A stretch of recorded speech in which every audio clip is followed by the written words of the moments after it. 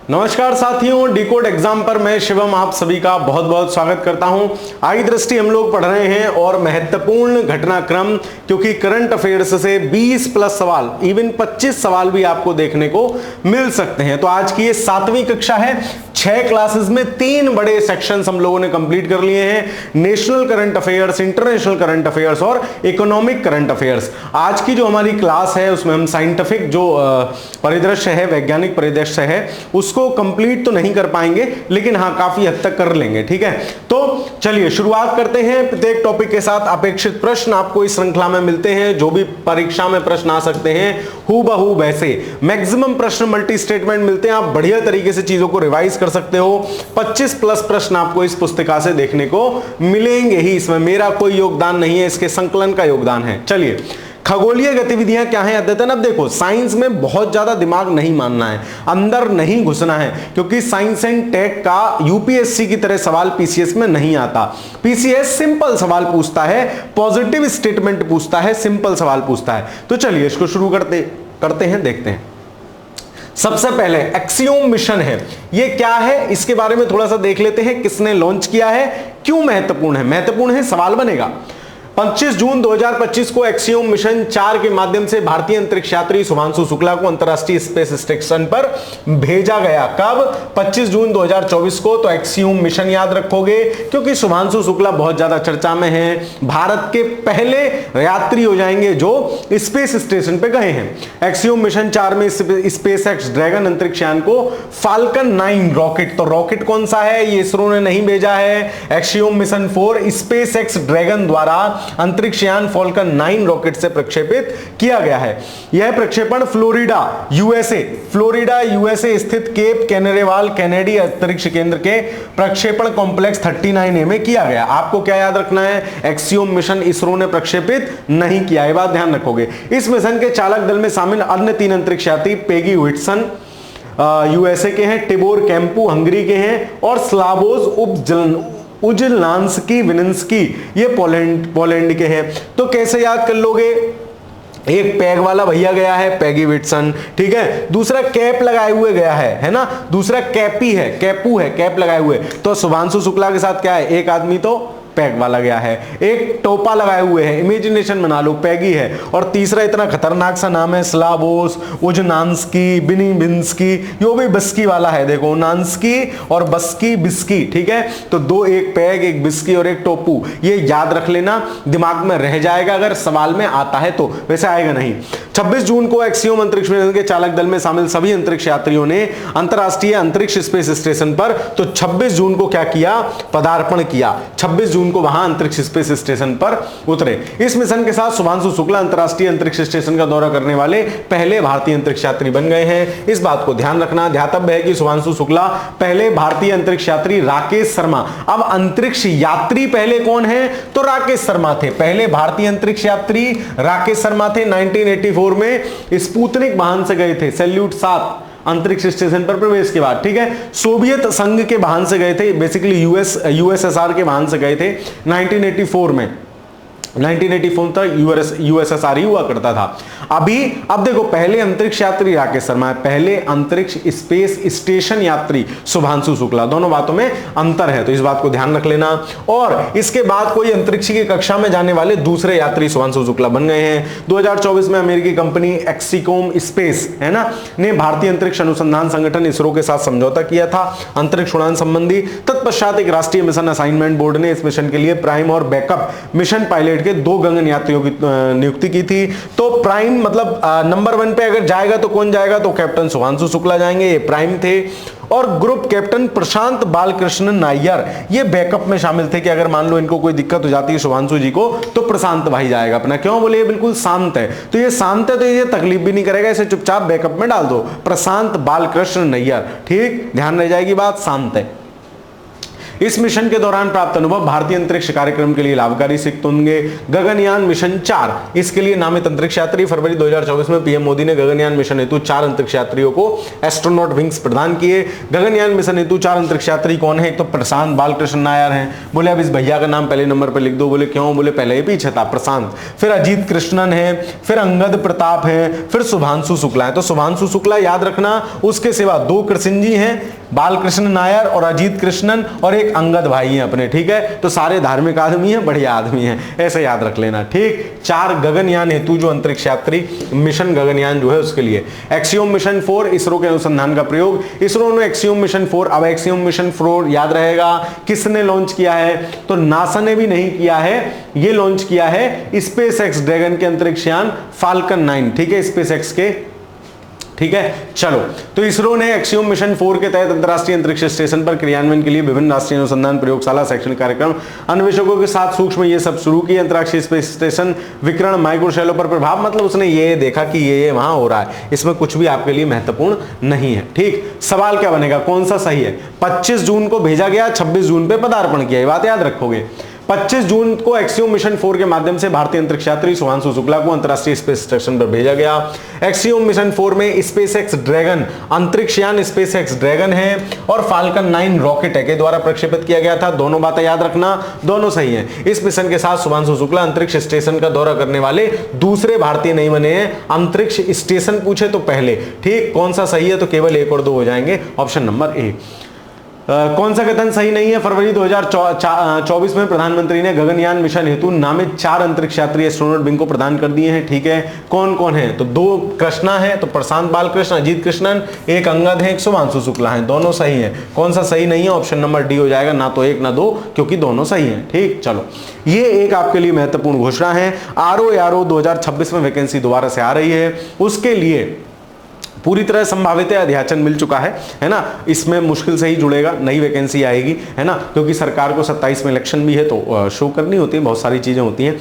तो आपके लिए एक नया Abhyuday batch decode exam launch कर रहा है। डिकोड एग्जाम आरओ के लिए महत्वपूर्ण संस्थान माना जाता है। हमारा कंटेंट, हमारी चीजें सीधे आपको परीक्षा में देखने मिल सकती हैं, है ना। जो लोग आई दृष्टि की क्लास जिन्होंने पहले की थी, अब कर रहे हैं, उनको ये बात भली भांति पता है। तो आप 1 अगस्त से आपको इसके विषय में जानकारी मिलनी शुरू हो जाएगी प्रॉपर। 5 अगस्त से बैच लॉन्च हो रहा है। आप डेली 4-5 घंटे आइए, हमारे साथ बैठिए, पढ़िए, निसंदेह रूप से आपकी परीक्षा क्वालिफाई होगी। ठीक, चलिए आगे चलते हैं। उत्तर प्रदेश के कुशीनगर में इसरो का रॉकेट प्रक्षेपण। केवल इतनी लाइन भी पढ़ लोगे ना तब भी काम चल जाएगा। कहां? कुशीनगर। सारी कहानी देख लेते हैं क्या है। 14-15 जून को भारतीय अंतरिक्ष अनुसंधान संगठन इसरो द्वारा पहली बार उत्तर प्रदेश की धरती से रॉकेट आधारित उपग्रह पेलोड परीक्षण सफलतापूर्वक आयोजित किया गया है। क्या? कुशीनगर में संपन्न यह मॉडल रॉकेट प्रक्षेपण in space model rocket CanSat India student प्रतियोगिता 2024-25 के अंतर्गत आयोजित किए गए। कैनसेट इंडिया स्टूडेंट प्रतियोगिता, इसका उद्देश्य देश भर के विद्यार्थियों को मॉडल रॉकेट व कैनेट छोटे उपग्रह बनाने और प्रक्षेपित करने के अवसर प्रदान करना है। तो बहुत सारे इंस्टीट्यूट, बहुत सारे विद्यालय भी अपने उपग्रह प्रक्षेपित करते हैं, उसी के संबंध में बेसिकली ये था। ठीक है, कुशीनगर में सफलता परीक्षण इस विस्तृत प्रतियोगिता का प्रारंभिक चरण था, जो आगामी अक्टूबर-नवंबर में होने वाले एक बड़े कार्यक्रम का मार्ग प्रशस्त करेगा। तो कुशीनगर याद रखना। आगामी कार्यक्रम अक्टूबर-नवंबर में देश भर के विद्यालयों, महाविद्यालयों द्वारा बनाए गए लगभग 900 उपग्रहों को परीक्षण करने की योजना है। इस रॉकेट प्रक्षेपण में लगभग 15 किलोग्राम वजन वाले एक मॉडल रॉकेट का उपयोग किया गया। निर्धारित ऊंचाई लगभग 1.1 किलोमीटर तक पहुंचने के बाद रॉकेट एक छोटा उपग्रह पेलोड सफलतापूर्वक निक्षेपित किया, आसमान में डिप्लॉय किया। पेलोड को धरती पर गिरते समय लगभग 5 मीटर की ऊंचाई पर उसमें लगे पैराशूट ने स्वतः खुल गया और बढ़िया काम किया, जिससे वह धरती पर जमीन पर आराम से उतरा और 400 मीटर के सुरक्षित दायरे में लैंडिंग हो गई। तकनीकी रूप से यह पैराशूट रिकवरी प्रणाली बिल्कुल सहज और त्रुटि रहित रही, जिसके फलस्वरूप न केवल उपग्रह पेलोड बल्कि 15 किलो का रॉकेट भी हमने जमीन पर सकुशल उतार लिया। भारतीय अंतरिक्ष विज्ञान संस्थान एस्ट्रोनॉमिकल सोसाइटी ऑफ इंडिया ने भारतीय संवर्धन प्राधिकरण इन स्पेस, ये क्या है अभी आगे देखेंगे हम, इन स्पेस भारतीय राष्ट्रीय अंतरिक्ष संवर्धन प्राधिकरण केंद्र, ये बेसिकली इसरो की व्यापारिक इकाई है ना। कहीं भी कोई मिशन लॉन्च करना है, कुछ करना है तो ये बात करेंगे। तथा इसरो के सहयोग से इस पत्रिका का परीक्षण किया। उल्लेखनीय है कि IN space Indian national space promotion and authorisation centre Bharat सरकार की अंतरिक्ष विभाग के तहत स्थापित एक स्वायत्त निकाय है, जिसका दायित्व गैर सरकारी संस्थाओं जैसे निजी कंपनियां, शिक्षण कंपनियां को अंतरिक्ष गतिविधियों में भाग लेने हेतु प्रोत्साहित करना, उनको अनुमति प्रदान करना है। ये बात ध्यान रखोगे, इन स्पेस अलग से भी पूछ सकता है क्या है। ठीक है, तो याद रखना भारत सरकार के अंतरिक्ष विभाग के अंतर्गत एक स्वायत्त निकाय है, यह इसरो की हेल्पिंग बॉडी है। परीक्षण में इसरो के साथ निजी रॉकेट साझेदार महत्वपूर्ण भूमिका रही। यह प्रक्षेपण thrust tech India private limited, तो ये कई सारे अंतरिक्ष क्षेत्र में भारत में भी स्टार्टअप आ रहे हैं, तो उनमें से ही एक thrust tech India private limited नामक कंपनी के सहयोग से किया गया, जिसने रॉकेट के विकास और प्रणोदन वगैरह में हेल्प की। Thrust tech India private limited एक लघु और उच्च शक्ति रॉकेट प्रौद्योगिकी क्षेत्र में कार्यरत एक नवोदित भारतीय स्टार्टअप कंपनी है, thrust tech India PVT limited. यह कंपनी नवीन डिजाइन और सूक्ष्म इंजीनियरिंग कौशल के साथ उन्नत रॉकेट, क्यूबसैट और मानव रहित विमानों आदि में विशेषता रखती है। सवाल, कौन सा सही नहीं है? 14-15 जून को पहली बार उत्तर प्रदेश की धरती से रॉकेट आधारित उपग्रह पेलोड उत्तर प्रदेश की सफलतापूर्वक आयोजन किया गया। गोरखपुर में संपन्न, गोरखपुर था क्या? ध्यान रखना, कुशीनगर को गोरखपुर से ही कंफ्यूज करते हैं मैक्सिमम बार, ठीक है? तो गोरखपुर नहीं, कुशीनगर है। इस रॉकेट प्रक्षेपण में लगभग 15 किलोग्राम वजन वाले एक मॉडल रॉकेट का भी उपयोग किया गया और थ्रस्ट टेक कंपनी ने इसमें हेल्प की। ये बात भी ध्यान रखना। कौन सा सही नहीं है? तो केवल 2 हो जाएगा, सो सही नहीं है ऑप्शन नंबर बी। K2-18b जीवन की कितनी संभाव्यता? एक नया ग्रह हमने देखा है K2-18b, नाम बस आपसे पूछेगा, तो साइंस टेक की चीजों में बहुत ज्यादा लोड नहीं लेना। पिछली पूरी घटना में तुम्हें ये याद रखना कि कुशीनगर में किया गया, बस। इससे ऊपर एग्जामिनर सवाल बनाएगा ही नहीं, ठीक है? चलो, K2-18b जीवन, और वो एक इन स्पेस याद रखना, वो बार बार आएगा भी, बार बार देख लेंगे। 17 अप्रैल 2025 को एक अंतरराष्ट्रीय शोध दल ने शोध पत्र प्रकाशित किया, जिसमें सुझाव दिया है कि पृथ्वी से लगभग 120 प्रकाश वर्ष दूर स्थित सुंदर वाह K2-18b संभावित रूप से जीवन के लिए अनुकूल हो सकता है। तो K2, तो आपसे ज्यादा पूछेगा तो हाल ही में किस ग्रह पर संभाव्यता व्यक्त की गई है? तो K2-18b। K2-18b सिंह तारामंडल में स्थित एक उप नेपच्यून सब नेपच्यून उपग्रह है, जो लाल बौने तारे K2-18 की परिक्रमा कर रहा है। इसका आकार पृथ्वी से लगभग 2.6 गुना और द्रव्यमान पृथ्वी से 8 गुना है। यह अपने तारे से उतनी ही सौर ऊर्जा प्राप्त करता है जितनी पृथ्वी को सूर्य से मिलती है। 2015 में नासा के केपलर मिशन के द्वारा इसको खोजा गया था। 2019 में हबल स्पेस टेलीस्कोप द्वारा इसके जलवाष्प की उपस्थिति के संकेत मिले थे। मतलब लगातार इस पर रिसर्च चल रही है। जेम्स वेब टेलीस्कोप ने इसमें CO2 और कार्बन डाइऑक्साइड की उपस्थिति का पता लगाया था। JWST के माध्यम से सबसे अधिक चौंकाने वाली खोज डाई मिथाइल सल्फाइड के अणु की भी संभावित इस पे बात की गई है कि शायद वो हो सकते हैं। तो आपको जो ध्यान रखने वाली बात है वो सिर्फ इतनी है कि K2-18b को याद रखोगे, ठीक है? K2-18b को याद रखोगे कि K2-18b पर जीवन की संभाव्यता व्यक्त की गई है, ठीक है? K2-18b पर जीवन की संभाव्यता व्यक्त की गई है, बस। तो कौन सा सही है? K2-18b सिंह तारामंडल। तो ये सिंह तारामंडल भी याद रखोगे, इसका पार्ट है उपनेपच्यून ग्रह जो संभावित रूप से जीवन के लिए अनुकूल हो सकता है। विक्रम 3201 भारत में निर्मित फैब्रिकेटेड पूर्णतः स्वदेशी 32 बिट का माइक्रो प्रोसेसर है। अभी आगे अगली घटना ये है और ये सही है। और कल्पना 32 बिट नहीं है, दोनों 32 बिट है, कल्पना भी और विक्रम भी, दोनों 32 बिट के 32 बिट रिक्यूज्ड इंस्ट्रक्शन सेट कंप्यूटर, दोनों 32 बिट के स्वदेशी वो हैं माइक्रो प्रोसेसर। कौन? कल्पना, कल्पना, कल्पना, वो नहीं। मेरठ के आसपास के अगर आप होगे तो मेरठ में नौचंदी मेला लगता है, ये भी सवाल आता है, बातें भी सवाल हैं, ठीक है? तो मेरठ के आसपास एक नौचंदी मेला लगता है, बाले मियाँ की मजार है वहां और माता नौचंदी का टेम्पल है, वहां लगता है नौचंदी मेला। खूब सवाल पूछा जाता है। तो नौचंदी मेले में एक लाइन चलती रहती, कल्पना कल्पना कल्पना, नंबर 77 है ना, रील आपने शायद देखी होगी कहीं। तो क्या है? वो एक माचिस की डिबिया है। तमाम शोध के बाद मुझे पता चला कि वो माचिस का ऐड है। खैर, तो इसमें क्या है, ये तीनों स्टेटमेंट सही है तो सभी सही हो जाएगा।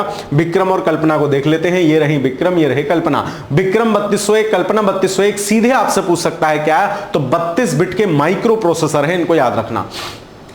किसने बनाया है? इसरो के विक्रम साराभाई अंतरिक्ष केंद्र VSAS ने चंडीगढ़ स्थित सेमीकंडक्टर प्रयोगशाला VSSC ने चंडीगढ़ स्थित सेमीकंडक्टर प्रयोगशाला के सहयोग से 2 उन्नत 32 बिट के माइक्रो प्रोसेसर याद रखना। कौन कौन से? 32 कल्पना 3201 और विक्रम 3201। तो 32 बिट है तो इसलिए 3201 है और इसरो ने बनाया है, ठीक? यह पूर्णतः स्वदेशी माइक्रो प्रोसेसर अंतरिक्ष अनुप्रयोग हेतु डिजाइन किया गया है, बेसिकली अंतरिक्ष में अनुप्रयोग हेतु, जिसका पहला उत्पादन बैच 5 मार्च 2025 को इसरो के अध्यक्ष डॉक्टर बी नारायणन, ये भी नए बने हैं, ये हालांकि अभी हम आगे नियुक्तियों में पढ़ेंगे। खैर, डॉक्टर बी नारायणन को सौंपा गया। विक्रम 3201 भारत में निर्मित फैब्रिकेटेड पहला पूर्णतः स्वदेशी 32 बिट माइक्रो प्रोसेसर है। इसका निर्माण SCL फलाने ढमाके ने लैब में किया है। इसरो के 16 बिट प्रोसेसर, अब 16 बिट प्रोसेसर है तो नाम में 1601 है, कोई दिक्कत ही नहीं है। इसका उन्नत संस्करण है जो 2009 में प्रमोशन प्रणाली में प्रयुक्त हो रहा है। विक्रम 3201 में विशेष रूप से अनुदेश सहित आर्किटेक्चर है जो फ्लोटिंग पॉइंट गणना के साथ साथ उच्च स्तरीय एडीए को सपोर्ट करता है। तारे मतलब की बात नहीं है, इतना डीप जाने की जरूरत ही नहीं है। कल्पना 3201 एक 32 bit RISC reduced instruction set computer micro processor है। यह इसके निर्देशों सेट आर्किटेक्चर फलाना ढिमाका करता है। आपसे सिर्फ नाम पूछेगा ज्यादा से ज्यादा, कल्पना और विक्रम, तो दोनों का नाम याद रखोगे। 32 बिट माइक्रो प्रोसेसर है, इसरो ने बनाया है। सारी कथा से थारा कोई मतलब नहीं, ठीक। चलो, चंद्रयान 5 या लूपेक्स मिशन क्या है? तो सरकार ने चंद्रयान 3 हमारे पूरे हो गए हैं। चंद्रयान 3 2023 में चंद्रमा के दक्षिणी ध्रुव पर ऐसा करने वाले, सॉफ्ट लैंडिंग करने वाले हम पहली कंट्री बन गए थे। 2 और मिशनों पे काम कर रहा है जिसमें चंद्रयान 4 और चंद्रयान 5 हैं। क्या है?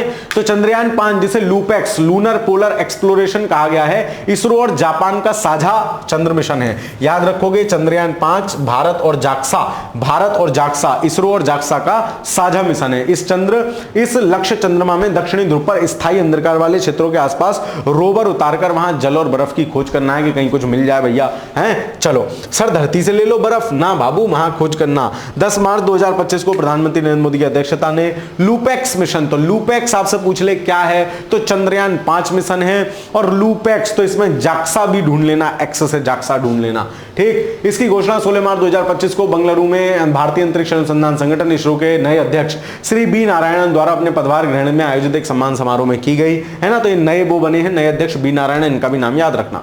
इस मिशन को जापान के अंतरिक्ष एजेंसी जाक्सा द्वारा अपने H324L प्रक्षेपण यान द्वारा प्रक्षेपित किया जाएगा, जो MHI है ना, मित्सुबिशी हेवी इंडस्ट्री जापान द्वारा निर्मित एक रोवर ले जाया जाएगा। लैंडर का निर्माण इसमें इसरो करेगा, ठीक है। लैंडर का निर्माण इसरो करेगा। इस मिशन के लिए वैज्ञानिक उपकरण इसरो, जापान के अंतरिक्ष agency JAXA, European agency NASA द्वारा प्रदान किए जाएंगे, जो सभी विषयगत रूप से चंद्रमा के ध्रुवीय क्षेत्र में आरक्षित वाष्पशील पदार्थों के अन्वेषण में इन सिटू काम करेंगे। यह मिशन भारत के 2040 तक चंद्रमा पे, अब ये याद रखना, नोट कर लेना, जहां पे भी जो चीजें नोट करने को बोलता हूं नोट करते रहा करो। 2040 तक चंद्रमा पर मानव मिशन भेजने का लक्ष्य है। 2040 तक 2040 है ना, तो 20 दूना 40, 40 दूना चंद्रमा, ऐसे याद कर लेना। क्या 20 दूना 40, 40 दूना चंद्रमा? सर 40 दूना तो 80 होते, लाल याद कर ले चंद्रमा। 20 दूना 40, 40 दूना चंद्रमा, मतलब चंद्रमा पर मानव भेजेंगे हम 2040 तक। सर हम जाएंगे, हम करेंगे, ठीक है। चलो, चंद्रयान 4 भूषण भाई की तरह तुम भी करना। चंद्रयान 4 भारत का प्रस्तावित चौथा चंद्र मिशन है जिसका उद्देश्य चंद्र सतह से मिट्टी लेके आना है। इसरो का पहला लूनर सैंपल रिटर्न अभियान होगा 2027-28 तक, चंद्रयान 4, ठीक है। तो चंद्रयान 4 27-28, और मानव कब तक भेज देंगे हम? सर आदमी भेज देंगे, कब तक? 2040। 2 दूनी 4, 20 दूनी 40, 40 दूनी चंद्रमा, याद रहेगी बात। चलो सर कुछ भी बोलते हो, हाँ भाई याद करने के लिए बोलते हैं, पेपर तक चले जाना, उसके बाद कतई भूल जाना, यूं बाई पर लेना और दिमाग पे टर ऐसे करके फिरा देना, सब साफ। चलो, कौन सही नहीं है? चंद्रयान मिशन 5 जिसे लूपेक्स कहा जाता है, भारत और नासा का है क्या? भारत और जाक्सा का है। बार बार बोल रहा हूं, सवाल आएगा कौन सा सही नहीं है, केवल एक सही हो जाएगा, बाकी दोनों सही होंगे। इसका लक्ष्य चंद्रमा के दक्षिणी ध्रुव पर स्थायी अंधकार वाले में बर्फ और जल की खोज करना है। चंद्रयान मिशन 4 भारत का प्रस्तावित चौथा चंद्र मिशन है जो वहां से मिट्टी लेके आएगा, मिट्टी पत्थर के नमूने एकत्रित करके वापस आना है। दूसरा तीसरा सही है। आगे चलते हैं। GSLV F-15 NVS-02, कुछ याद नहीं रखना है, जितना बोलूंगा उतना ध्यान रख लेना। साइंस एंड टेक से डरना नहीं है, आपके यहां सवाल सरल आएगा, कठिन सवाल नहीं आएगा। चलो, NVS-02 भारत की क्षेत्रीय नौवहन प्रणाली नाविक के दूसरी पीढ़ी के उपग्रहण में दूसरा उपग्रह है। देखो है क्या, जैसे GPS है ना, ग्लोबल पोजिशनिंग सिस्टम है, ऐसे ही भारत की अपनी प्रणाली है जिसका नाम है नाविक। क्या नाम है? नाविक, याद रखोगे तो क्षेत्रीय नौवहन प्रणाली है, दैट इज नाविक। तो नाविक में पहली पीढ़ी के उपकरण पहले से 7 वो हैं, लेकिन अब दूसरे उपग्रह हम लोग दोबारा से उसको रिलॉन्च कर रहे हैं, तो दूसरे पीढ़ी के उपग्रहों में दूसरा है ये NVS-02, है ना। इसे लेके कौन गया है? तो GSLV लेके गया है, जिसका उद्देश्य देश में उपग्रह नेविगेशन क्षमताओं को सुदृढ़ करना है। 29 जनवरी 2025 को इसरो ने अपने 100वें लॉन्च, इसलिए भी ये महत्वपूर्ण है क्योंकि 100वीं लॉन्चिंग थी इसरो की। GSLV F-15 वाहन द्वारा NVS-02 नामक नवीनतम नेविगेशन उपग्रह का प्रक्षेपण किया है। रॉकेट ने उपग्रह के प्रारंभिक भू समकालिक कक्षा, ये GTO PTO कंफ्यूज मत हो, ठीक। NVS-02 को इतने पूर्वी देशांतर भूमि स्लॉट पर पहुंचाना था किंतु ये सही से पहुंच नहीं पाया था, तो इसरो अभी देख रहा है कि इसका हम और क्या यूज कर सकते हैं। वर्तमान में यह दीर्घवृत्ताकार में घूम रहा है, इलिप्टिकल पाथ कहते हैं। सन के चारों तरफ जो प्लेनेट हैं, है ना, वो किसी ऑर्बिट में घूमते हैं। उस ऑर्बिट को क्या कहते हैं? उस ऑर्बिट की शेप होती है इलिप्टिकल, या हिंदी में सूर्य के चारों तरफ ग्रह जिस कक्षा में घूमते हैं उसे दीर्घवृत्ताकार कक्षा कहते हैं। इसका उपयोग लेने में वैकल्पिक उपाय खोजे जा रहे हैं। GSLV की 17वीं और स्वदेशी क्रायोजेनिक इंजन की 11वीं उड़ान है। तुम कुछ मत याद रखना, तुम ये याद रखना GSLV 15 से NVS-02 गया है, और NVS-02 क्या है? नाविक है, स्वदेशी नौवहन प्रणाली का एक हिस्सा है। यह स्वदेशी क्रायोजेनिक इंजन के साथ GSLV की 8वीं परिचालन है। NVS-2 नाविक की दूसरी पीढ़ी के श्रृंखला का दूसरा उपग्रह है, इस बात को ध्यान रखना। दूसरी पीढ़ी के पहले उपग्रह NVS-1 का प्रक्षेपण GSLV F-12 के द्वारा किया गया है, और ये F-15 है, ठीक है। चलो फिर 29 मई को किया गया नाविक का सबसे बड़ा लाभ रणनीतिक आत्मनिर्भरता है। बेसिकली क्या है? GPS जब हम अपना बना लेंगे तो हमें किसी पर हमला करना है, कुछ भी करना है, तो क्या हमें पाकिस्तान के GPS की जरूरत पड़ेगी? ना, अपना देखो, अपने से देखो, अमेरिका की GPS की जरूरत नहीं पड़ेगी। यह प्रणाली सुनिश्चित करती है कि युद्ध और आपदा के समय भारत को बाहरी देशों की नौवहन क्षमता पर निर्भर ना रहना पड़े। पहली पीढ़ी के तहत भारत सरकार ने 2006 में इस क्षेत्र में मंजूरी दी थी। नाविक के प्रारंभिक रूप से 7 उपग्रह शामिल है। तो ये पूछ सकता है नाविक में कितने हैं? 7 उपग्रह हैं, जिनमें 3 जियो मतलब भू स्थिर कक्षा में है और 4 GSO में है ना, समकालिक कक्षा होती है। बता दूंगा फिर कभी, ये भी बताऊंगा, टाइम लग जाएगा। समकालिक कक्षा क्या होती है? जहां है वहां रहे, मतलब एक सा दिखेगा, पृथ्वी के साथ साथ उतनी स्पीड से घूमेगा। एक कक्षा ऐसी होती है जो चारों तरफ घूमता रहता है, पृथ्वी के अलग, पृथ्वी की गति से अलग। ये अंतर है बेसिकली, है ना। 3 याद रखना, 3 जियो में है, 4 GSO में है। पहला उपग्रह IRNS-1A जुलाई 2013 में इसके द्वारा लॉन्च हुआ था, फिर ये सब हुआ। इनका कवरेज पूरे भारतवर्ष के साथ साथ 1500 किलोमीटर। ऐसे सवाल UPPCS खूब पूछता है जहां रेंज पूछी हुई होती है, तो याद रखना NVS की रेंज ऐसा नहीं है 5000 10,000 तुम अग्नि से कंफ्यूज हो जाओ कि जी अमेरिका तक है, ले फोड़ देंगे, कतई टोटा कर लेंगे। भाई 1500 किलोमीटर है, ज्यादा हवा में मत उड़ो, ठीक। नाविक 2 तरह की सेवाएं प्रदान करेगा। मानक स्थिति सेवा जो सबके लिए मिलेगी, प्रतिबंधित सेवा जो ज्यादा निकट तक क्लियर करके बताएगा, वो सेना वेना के लिए रहती है। विश्व की अन्य नौवहन प्रणाली किस किस की क्या है? USA की GPS है जो तुम यूज करते हो, चीन की बाइडू है ना, तो चीन बाइडू, बिडू, चीन बिडू, ठीक है। रूस की ग्लानोस है, जापान की कुई SS है, तो जाक्सा, उसमें भी SS ही ऐसी, इसी को याद रख लेना। भारत की नाविक है, तो ये मैचिंग में भी आ सकता है अगर एग्जामिनर का दिमाग घूमेगा, साइंस एंड टेक का अच्छा क्वेश्चन बनाने की कोशिश करेगा, स्टैटिक प्लस करंट से, तो ये मैचिंग में सवाल दे देगा, बढ़िया सवाल बनेगा, ठीक। चलो कौन सा सही है? 29 जनवरी को इसरो ने अपने 100वें लॉन्च मिशन, याद रखोगे, GSLV F-15 याद रखोगे, NVS-02, बस यही लाइन आपको इसमें याद रखनी है और कुछ नहीं याद रखना है। नेविगेशन उपग्रह का प्रक्षेपण किया गया, बिल्कुल ठीक है। NVS-02 नाविक की दूसरी पीढ़ी श्रृंखला का दूसरा उपग्रह है। ये 2 स्टेटमेंट इस पूरे प्रश्न का, इस पूरे घटना का क्रक्स है, इसके सिवा कुछ नहीं याद रखना है। कौन सा सही है? 1 और 2 दोनों सही है। भारत का पहला वाणिज्यिक अंतरिक्ष निगरानी उपग्रह स्कॉट, ये क्या है? देखो, भारतीय अंतरिक्ष स्टार्टअप कौन है? दिंग तारा, है ना, डिंग तारा, डिंग तारा, डिंग तारा, वो दिंग तारा है। द्वारा प्रक्षेपित SCOT space camera for object tracking. SCOT क्या है? बेसिकली आपसे फुल फॉर्म भी पूछ ले तो space camera for object trekking उपग्रह देश की स्पेस सिचुएशनल अवेयरनेस SSA क्षमताओं में एक नई छलांग का प्रतिनिधित्व है। यह उपग्रह 14 जनवरी को कैलिफोर्निया USA के बांडेनबर्ग स्पेस फोर्स के SpaceX के फाल्कन 9 रॉकेट द्वारा प्रक्षेपित ट्रांसपोर्टर 12 मिशन के तहत पृथ्वी की कक्षा में स्थापित किया गया है। स्कॉट को विशेष रूप से पृथ्वी की कक्षा में परिक्रमा कर रहे उपग्रह एवं मलबों की निगरानी के लिए जो है डिजाइन किया गया है। तो स्कॉट बेसिकली क्या है? अब पहला है भारत का वाणिज्यिक अंतरिक्ष, मतलब वाणिज्यिक क्यों? कोई कंपनी डिंग तारा कर रही है, ठीक है, तो बोले डिंग तारा जितने अंतरिक्ष में घूम रहे हैं ना, सबका ध्यान रखेगा ये अपन, बाप का, दादा का, भाई का, सबका बदला ले लेगा तेरा। कौन? स्कॉट उपग्रह, ठीक है, निगरानी उपग्रह, ठीक है। और दिंग तारा जितने कर रहे हैं ऐसे दिंग तारा ध्यान रखना, ठीक है। स्कॉट का पहला वाणिज्यिक अंतरिक्ष निगरानी उपग्रह है। यह उपग्रह सूर्य समकालिक निम्न कक्षा लियो में स्थापित है। इस ध्रुवीय कक्षा में उपग्रह प्रत्येक स्थान पर एक ही समय में देखा जा सकता है, स्टेबल रहता है, जहां जहां पृथ्वी घूमती है वहां वहां घूमता है।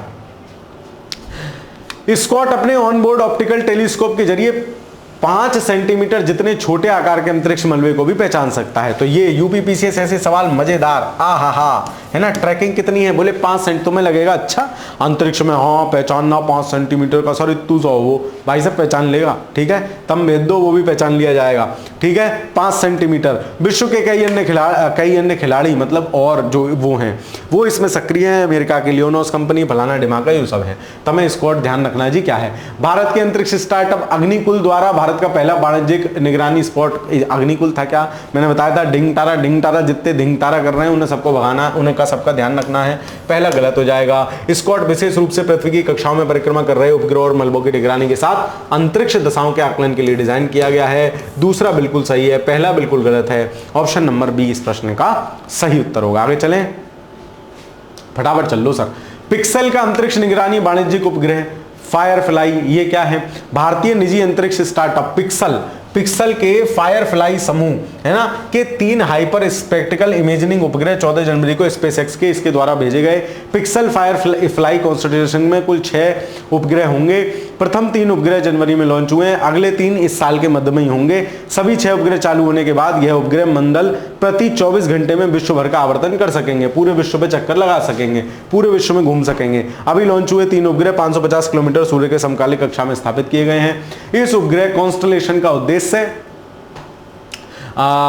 धरती का स्वास्थ्य मॉनिटर तैयार करना है। बेसिकली ये जलवायु वगैरह पर नियम वो देखेगा कि कहाँ क्या है।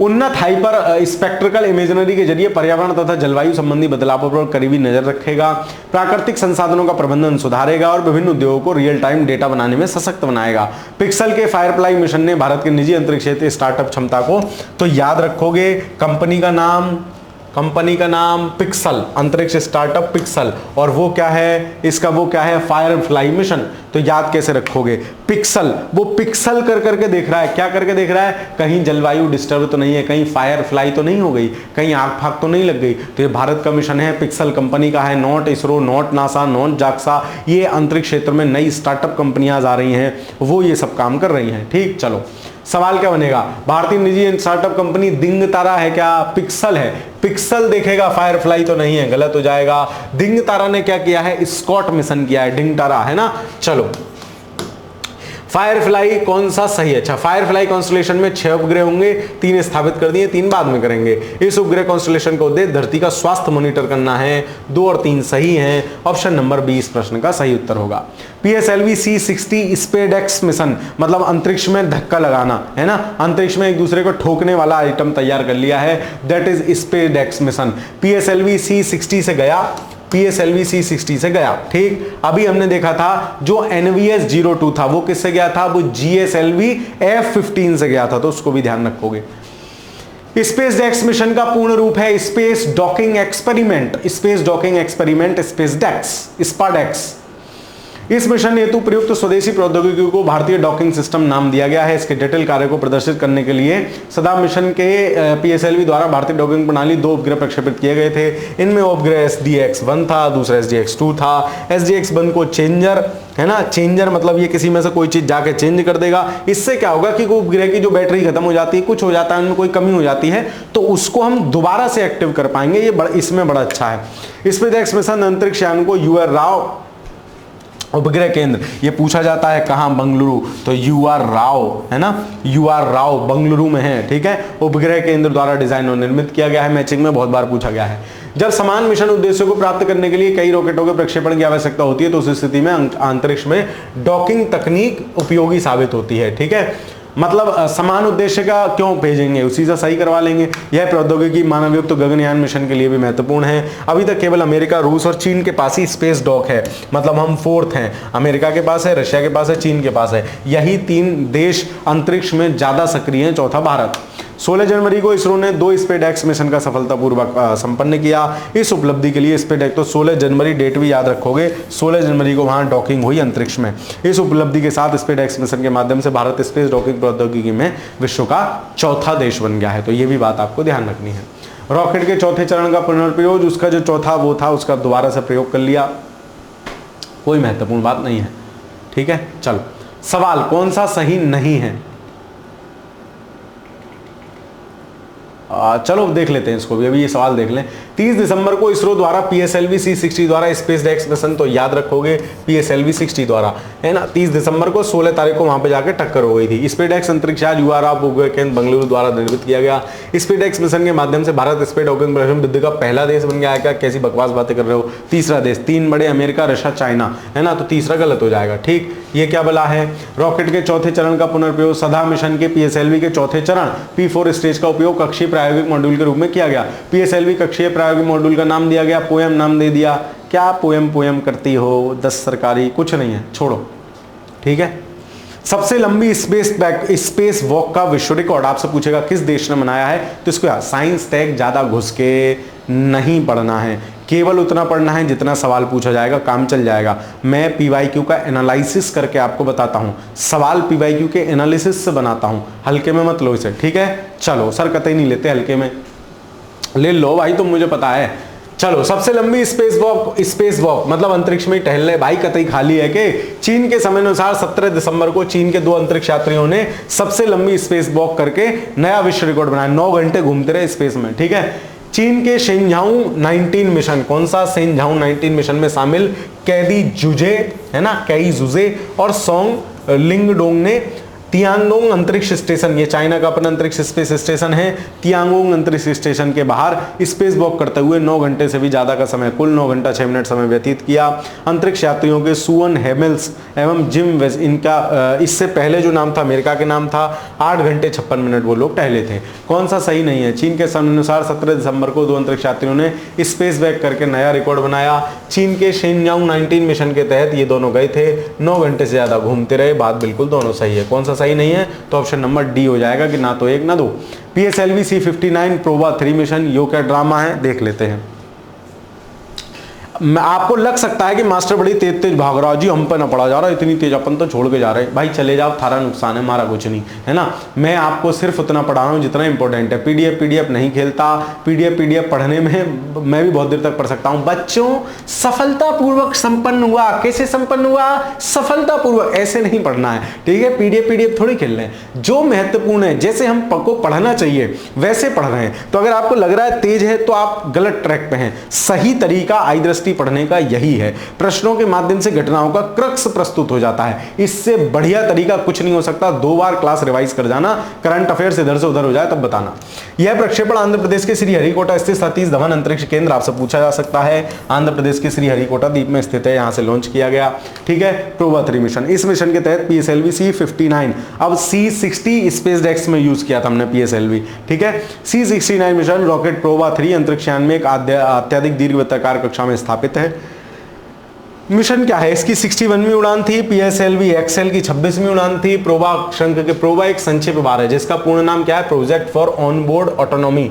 प्रोवा मिशन यूरोपीय अंतरिक्ष एजेंसी और IOD इन ऑर्बिट डेमोन्स्ट्रेशन कक्षा में प्रदर्शन की श्रृंखला है। प्रोवा 1 एक भू अवलोकन उपग्रह है, कोई नहीं पूछ रहा। ठीक है, प्रोवा 3 ये है, इसमें क्या है, कोरोनोग्राफ, आल्टर, ये सब है। प्रोवा कोई नहीं पूछा। कौन सा सही है अभी बता देंगे कौन सा सही है। दिसंबर में PSLV C59, बस यो याद रखना, प्रोवा मिशन C59 बिल्कुल ठीक है। प्रोवा मिशन भारतीय अंतरिक्ष इसरो के IOD के मिशन की श्रृंखला है। ये इसरो की IOD की नहीं है, ये किसकी है, जो वो है यूरोपीय अंतरिक्ष एजेंसी के IOD की मिशनों की एक श्रृंखला है, तो ये गलत है। प्रोवा 3 मिशन विश्व के पहला प्रिसीजन फॉर्मेशन फ्लाइंग मिशन है। ठीक, तो ये संभवतः सही है क्योंकि इसमें यही बात थी। पहला, ये कुछ पहला तो था, है ना, पहला तो था, क्या है पहला यही होगा, प्रिसीजन फ्लाइंग मिशन। हाँ, तो 1 और 3 सही है, ये बात याद रख लेना बस। कतई जब मास्टर कह रहा है ना, बिल्कुल इतना तुम सोचो, इतनी महत्वपूर्ण घटनाएं हैं, क्या एग्जामिनर इस पे जाके टिकेगा, उसको मन करेगा कि इससे सवाल बनाऊं, कॉमन सेंस लगाओ। ठीक है, तुम एग्जामिनर होगे, तुम बनाओगे क्या इस पे सवाल, नहीं बनाओगे, बात खत्म हो गई। NSIL GSAT N2 मिशन, ये क्या है, 19 नवंबर 2024 को new space India limited NSIL द्वारा GSAT N2 के नामक एक उपग्रह का सफलतापूर्वक प्रक्षेपण किया गया। इस उपग्रह को अमेरिका के रॉकेट 9 फलाने से। GSAT N2 एक 4700 किलोग्राम वजनी संचार उपग्रह है। क्या है GSN2, क्या है, संचार उपग्रह है। ठीक है, संचार मतलब जो कम्युनिकेशन के लिए हेल्पफुल होते हैं ऐसे सैटेलाइट। यह KA बैंड उच्च आवृत्ति पर काम करता है। NSIL ने भारतीय अंतरिक्ष अनुसंधान संगठन के माध्यम से इस उपग्रह का निर्माण किया है। GSAT N2 मिशन अवधि 14 वर्ष है। के बैंड HT संचार पेलोड पर 48 जीबीपीएस के थ्रूपुट का काम करेगा, प्रदान करता है। जीएसएटी पूरे भारतीय क्षेत्र को ब्रॉडबैंड सेवाओं उड़ान के दौरान कनेक्टिविटी को बढ़ाने में मदद करेगा। क्या? जीसेट N2, ठीक है, जीसेट N2। तो ध्यान रहेगा जीसेट N2, यस सर, बिल्कुल ध्यान रहेगा, आप चिंता मत करिए सर, बिल्कुल कतई ध्यान रहेगा, ठीक है। चलो आगे देखते हैं अगला क्या है। तो ये हमने देख लिया। अब एनएसएआई का है दूसरा मांग प्रेरित उपग्रह मिशन। ये क्या बला है? ये मांग प्रेरित उपग्रह मिशन क्या होते हैं? एक मिनट रुकिए, मैं बस बता रहा हूं आपको। ये मांग वाला सिस्टम क्या होता है? मांग लिया क्या? नहीं सर, देखो जीसेट N2 NSIL का दूसरा मांग प्रेरित उपग्रह मिशन है। उल्लेखनीय है कि जून 2022 में एरियन 5 रॉकेट के द्वारा यह प्रथम मांग प्रेरित उपग्रह मिशन था, है ना। चलो, मांग प्रेरित उपग्रह मिशन। मांग प्रेरित उपग्रह मूलतः मॉडल ये अर्थ है कि जब किसी उपग्रह का प्रमोशन होता है तो उसके वास्तविक उपभोक्ता के बारे में ज्ञात होता है कि इसका वास्तव में यूज कौन करेगा। इसके तहत यह भी ज्ञात होता है कि उपग्रह किस प्रकार का उपयोग किया जाएगा इस उपग्रह की कक्षा में स्थापित किए जाने पे। अब देखो यहां से समझो, नवंबर की घटना है, भोलुआ सा वो है ना, समझ में भी नहीं आ रहा, एग्जामिनर की भी नहीं आएगा, तो तुम्हें छोड़ देना है, ऐसी चीजें छोड़ देनी है, ठीक है। फिर भी ये देख लो 19 नवंबर को न्यू स्पेस इंडिया लिमिटेड ने जीसेट-2 नामक संचार उपग्रह है, बिल्कुल ठीक है। इसके बाद पूरे भारत में ब्रॉडबैंड में हेल्प मिलेगी, बढ़िया संचार उपग्रह तो होगा ही। कॉमन सवाल है, अगर आपसे लिखा है कि फलाने सिंह खेती करते हैं और वो फावड़ा लेके जा रहे हैं तो बात बिल्कुल सही होगी। अब ये कह रहा है संचार उपग्रह, तो संचार उपग्रह क्या गुइयां छीलेगा ना, किसकी मजबूती करेगा? कनेक्टिविटी में मजबूती प्रदान करेगा। जनरल स्टेटमेंट है, पीसीएस भी ऐसे ही सवाल पूछता है, आरओ की परीक्षा में भी जनरल स्टेटमेंट में जहां आएंगे वहां दोनों सही होंगे, ठीक। चलो, लिग्नोसैट विश्व का प्रथम लकड़ी का उपग्रह, ये पूछा जाएगा, इस पे मास्टर समय देगा। चलो, लिग्नोसैट क्या है? 4 नवंबर 2024 को स्पेस एक्स के CRS-31 मिशन के माध्यम से लिग्नोसैट, ठीक है, लिग्नोसैट स्पेस एक्स का, एलन भैया वाली कंपनी, लिग्नोसैट नामक उपग्रह को अंतरराष्ट्रीय अंतरिक्ष स्टेशन ISS के लिए प्रक्षेपित किया। यह अंतरिक्ष में पहुंचने वाला विश्व का प्रथम लकड़ी का उपग्रह है। भाई उपग्रह में भी लकड़ी कर ली इन्होंने, उपग्रह लकड़ी का उपग्रह है, ठीक है। तो लिग्नोसैट, ला से लिग्नो, ला से लकड़ी। यह उपग्रह अमेरिका के फ्लोरिडा स्थित केनेडी स्पेस सेंटर के फाल्कन 9 रॉकेट द्वारा प्रक्षेपण के उपरांत एक मानव रहित कार्गो ड्रैगन द्वारा अंतरिक्ष यान में सवार होकर ISS पर पहुंचा। ISS मतलब इंटरनेशनल स्पेस स्टेशन, जहां भी एक्सियोम 4 मिशन के द्वारा शुभांशु शुक्ला घूम के आए हैं। लिग्नोसैट का निर्माण हिनोकी नामक जापान में पाई जाने वाली एक मैग्नोलिया लकड़ी से किया गया है। इस उपग्रह का उद्देश्य अंतरिक्ष के मलबे को कम करना और अंतरिक्ष में लकड़ी के प्रयोग पर शोध करना है। कौन सा सही है? 4 नवंबर 2024 को स्पेस एक्स, याद रखना ये लिग्नोसैट इसरो नासा इनका मिशन नहीं है, स्पेस एक्स का मिशन है। स्पेस एक्स के CRS-31 मिशन के माध्यम से लिग्नोसैट नामक उपग्रह को अंतरराष्ट्रीय स्पेस स्टेशन पर प्रस्ताव भेजा गया। यह अंतरिक्ष में पहुंचने वाला विश्व का प्रथम लकड़ी का उपग्रह है। लिग्नोसैट का निर्माण हिनोकी जापान में पाई जाने वाली एक लकड़ी से किया गया है। कौन से सही हैं? सारे सही हैं। भारत का पहला एनालॉग अंतरिक्ष मिशन, अब पहला है तो कुछ देख लेते हैं, कुछ मिल जाए बढ़िया। 1 नवंबर, अब नवंबर की घटना है तो महत्वपूर्ण नहीं है, फिर भी 1 नवंबर 2024 को भारतीय अंतरिक्ष अनुसंधान संगठन इसरो ने घोषणा के अनुसार भारत के पहले एनालॉग अंतरिक्ष मिशन का शुभारंभ कहां किया गया? अच्छा, ये महत्वपूर्ण चीज है ना। एनालॉग अंतरिक्ष मिशन का शुभारंभ कहां किया गया? लेह लद्दाख में। भारत का पहला है एनालॉग अंतरिक्ष मिशन, है ना। तो ये अंतरिक्ष पे बेसिकली रिसर्च सेंटर है, कहां? लेह लद्दाख में। इस मिशन के तहत वैज्ञानिकों को अंतरिक्ष यात्रियों को एक विशेष नियंत्रित वातावरण में रखकर पृथ्वी के बाहर अंतर्गृह स्थान की, जैसा मंगल पे होता है वैसा फील कराया जाएगा। इस मिशन योजना का स्थल लद्दाख में स्थित है क्योंकि इसके अद्वितीय पर्यावरण मंगल और चंद्रमा जैसा ही है, ऑक्सीजन कम वगैरह है। उल्लेखनीय, समुद्र तल से 3500 मीटर की हाइट पर तुलना में लद्दाख में ऑक्सीजन समुद्र स्तर का केवल 40% ही है, जो शोधकर्ताओं को मंगल जैसी निम्न दाब वाली परिस्थितियों का अनुभव कराएगा। साथ ही इस क्षेत्र में रेतीली और पथरीली मिट्टी मंगल की तरह चट्टानी लगेगी। उल्लेखनीय है कि यह मिशन इसरो के मानव अंतरिक्ष उड़ान केंद्र गुजरात स्थित आका स्पेस स्टूडियो, लद्दाख विश्वविद्यालय और IIT बॉम्बे के संयुक्त मिशन है, ठीक। किस किस की? मानव अंतरिक्ष उड़ान केंद्र गुजरात स्थित आका स्पेस स्टूडियो, लद्दाख विश्वविद्यालय और IIT बॉम्बे की संयुक्त वो है। इस मिशन को लद्दाख स्वायत्त पर्वतीय विकास परिषद द्वारा समर्थन प्राप्त है। नासा द्वारा प्रदत्त एनालॉग अंतरिक्ष मिशन का नाम NASA extreme environment mission operations NEEMO है, ठीक है।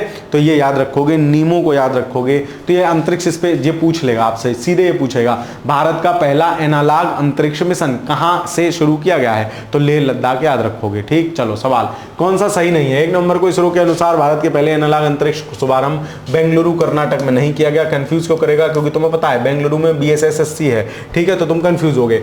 इस मिशन के तहत वैज्ञानिकों और अंतरिक्ष यात्रियों को एक विशेष नियंत्रित वातावरण में रखकर पृथ्वी से बाहर के किसी अंतर्ग्रही स्थान के समान परिस्थितियों का अनुभव कराया जाएगा। बिल्कुल ठीक है। यह मिशन इसरो के मानव अंतरिक्ष उड़ान केंद्र गुजरात के इसके लद्दाख विश्वविद्यालय IIT बॉम्बे का संयुक्त मिशन है। केवल एक गलत हो जाएगा, ऑप्शन नंबर ए इस प्रश्न का सही उत्तर है।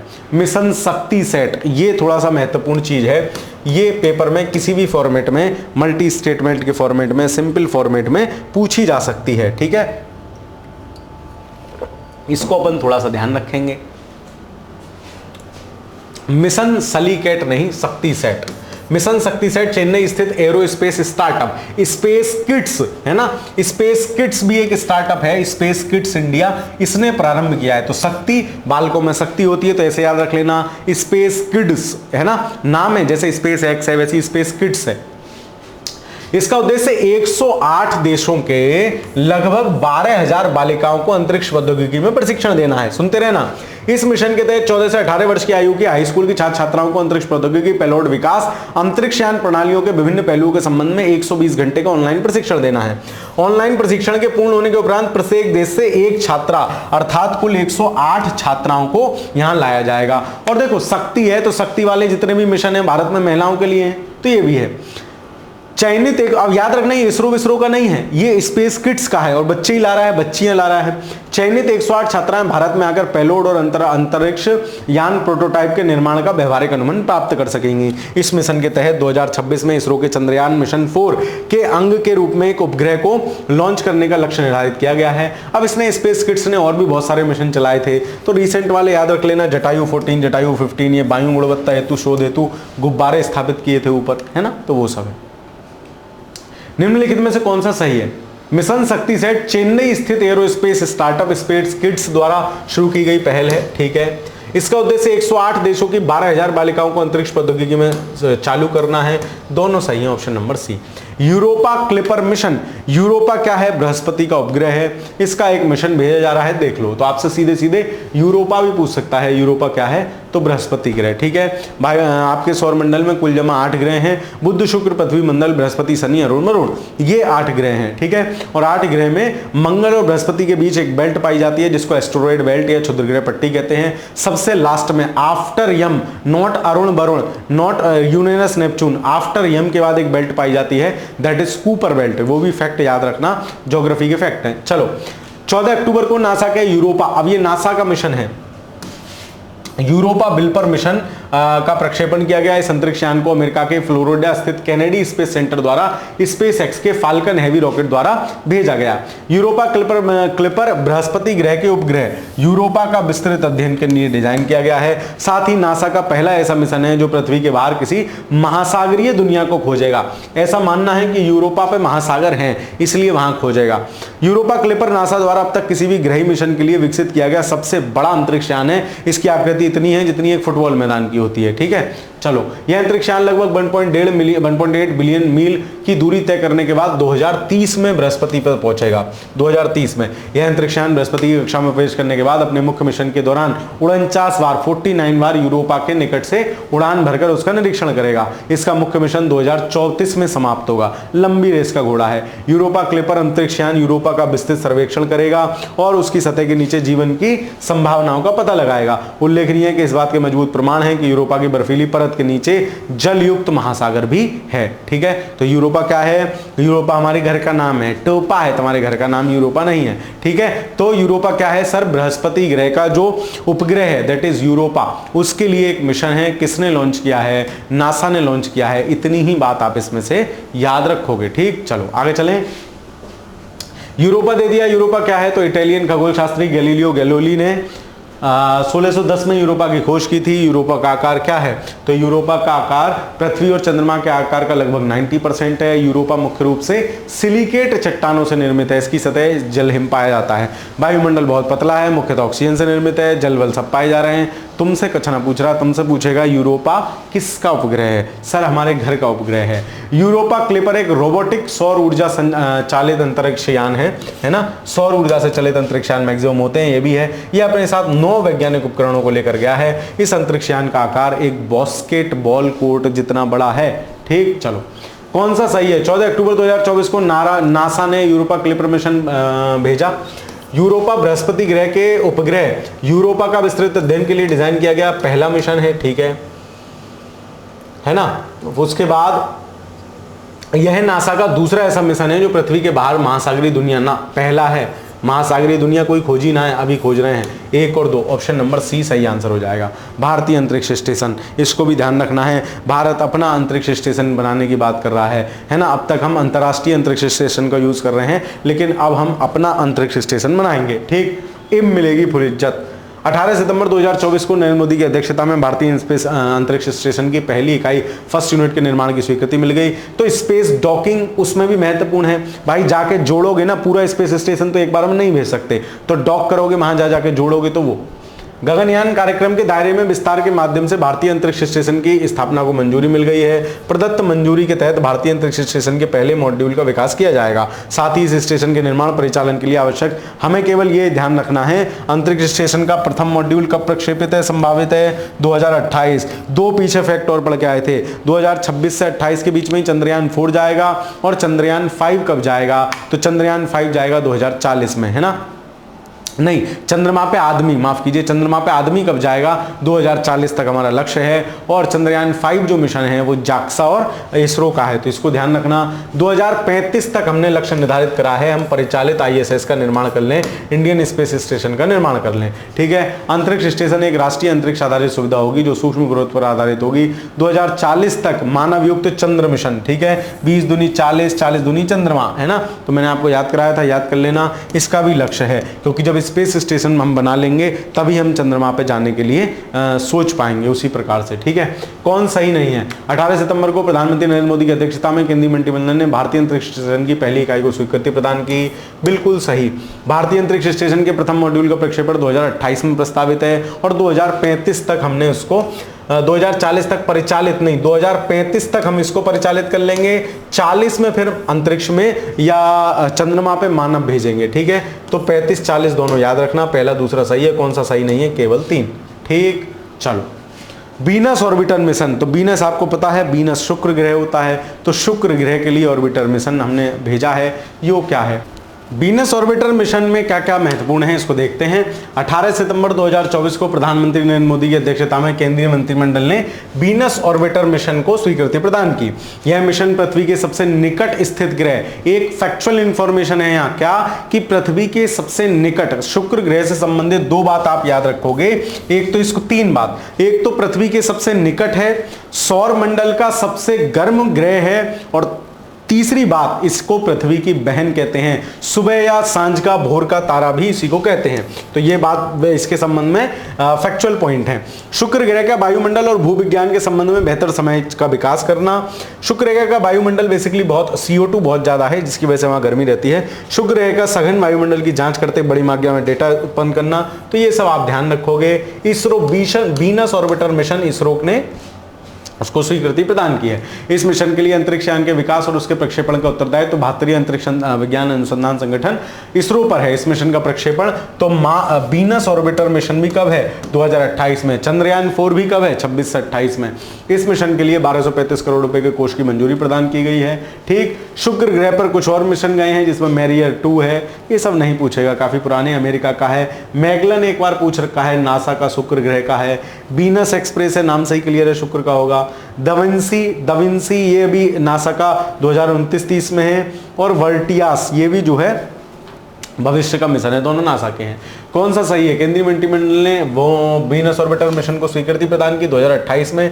यह मिशन पृथ्वी के सबसे निकट स्थित ग्रह शुक्र के लिए है, बिल्कुल ठीक है, दोनों सही हैं, ऑप्शन नंबर सी 1 और 2 दोनों। अगली पीढ़ी का उपग्रह प्रक्षेपण यान, यहां से सवाल बनेगा। जब मैं बोल रहा हूं बनेगा, मतलब संभावना बहुत प्रबल है क्वेश्चन बनने की। देखो, 18 सितंबर 2024 को प्रधानमंत्री नरेंद्र मोदी की अध्यक्षता में केंद्रीय मंत्रिमंडल ने अगली पीढ़ी के प्रक्षेपण यान, जैसे अब तक हमने क्या क्या बनाया है, हमने अब तक SLV बनाया है, फिर फिर एक बनाया था बीच में, फिर PSLV, फिर GSLV, और फिर हमने बनाया SSLV, short satellite launching vehicle, और SSLV। तो इनकी क्रोनोलॉजी आपसे पूछी जा सकती है। SSLV के बाद हम NGLV बना रहे हैं, that is new generation launching vehicle, अगली पीढ़ी का प्रक्षेपण यान। अब ये PSLV GSLV का ही आगे का क्रम है ना। तो new generation launching vehicle NGLV बना रहे हैं। इसरो के LVM-3 जो बेसिकली GSLV Mark 3 था, उसको हमने LVM-3 नाम दे दिया। प्रक्षेपण यान की वर्तमान नीतबार क्षमता, मतलब टोटल कैपेसिटी जो है, उसकी तुलना में new generation launching vehicle NGLV दुगनी होगा, लागत केवल 1.5 गुना है। NGLV एक पुनर्प्रयोज्य रॉकेट यान होगा जो कम लागत में, V है NGLV पुनर्प्रयोज्य, मतलब वापस आ जाएगा पृथ्वी पे, ये इसकी एक खासियत होगी। NGLV पृथ्वी की निम्न कक्षा में अधिकतम इतना वजन ले जा सकेगा। प्रथम चरण पुनर्प्रयोज्य किया जा सकेगा। उल्लेखनीय है कि वर्तमान में 10 टन वजनों तक लियो है। इसके साथ ही ये है उपयुक्त क्षमता कार्यशील। हाँ, अब भारत में कौन कौन से हैं? PSLV है, GSLV है। GSLV का ही जो सबसे भारी वाला वर्जन है GSLV Mark 3, उसका नाम दे दिया था LVM, और SSLV जैसे हैं तो जो कार्यरत हैं अभी भी, ठीक है। इससे पहले एक SLV है और एक और है ना, एक SLV है। तो कोई कमेंट कर देना क्रोनोलॉजिकल फॉर्म में, ताकि वो सबको ध्यान रह जाए। एक SLV के बाद एक और है, फिर PSLV, GSLV, LVM, SSLV, अब NGLV आने वाला है, new generation launching vehicle. NGLV परियोजना भारतीय उद्योग की अधिकतम भागीदारी के साथ क्रियान्वित की जाएगी। NVLG याद रखना उच्च पुनर्प्रयोज्य रॉकेट है ना, पुनर्प्रयोज्य, वापस आ जाएगा। NGLV की 3 विकासात्मक उड़ानें की जाएंगी, मतलब उसको देखा जाएगा। NGLV के विकासात्मक चरण 96 माह 8 वर्ष में पूरा करने का लक्ष्य है। ठीक, अगली पीढ़ी के वाहन के संदर्भ में सवाल बन सकता है कौन सा सही नहीं है, पुनर्प्रयोज्य या वाहन होगा, बिल्कुल ठीक है। इसरो के LVM-3 प्रक्षेपण यान की वर्तमान नीतवार क्षमता की तुलना में इसकी 10 गुना नहीं होगी, 10 गुना बहुत ज्यादा हो जाती है, 2 गुना होगी, याद रखोगे, ठीक है। दूसरा गलत हो जाएगा, कौन सही नहीं है, केवल 2, option number B. Polaris Dawn mission, ये क्या है? 10 सितंबर को पुरानी घटना हो गई, नहीं पूछी जाएगी, मतलब छोड़ भी सकते हो। फ्लोरिडा स्थित Kennedy space centre Polaris Dawn mission का प्रक्षेपण किया गया। इस मिशन को स्पेसएक्स के फाल्कन 9 द्वारा भेजा गया। 4 सदस्यीय नागरिक दल अंतरिक्ष में भेजे गए थे, जो जेरेड इसाकमैन, स्कॉट पोटीट, सराह ग्लिस और अन्ना Menon.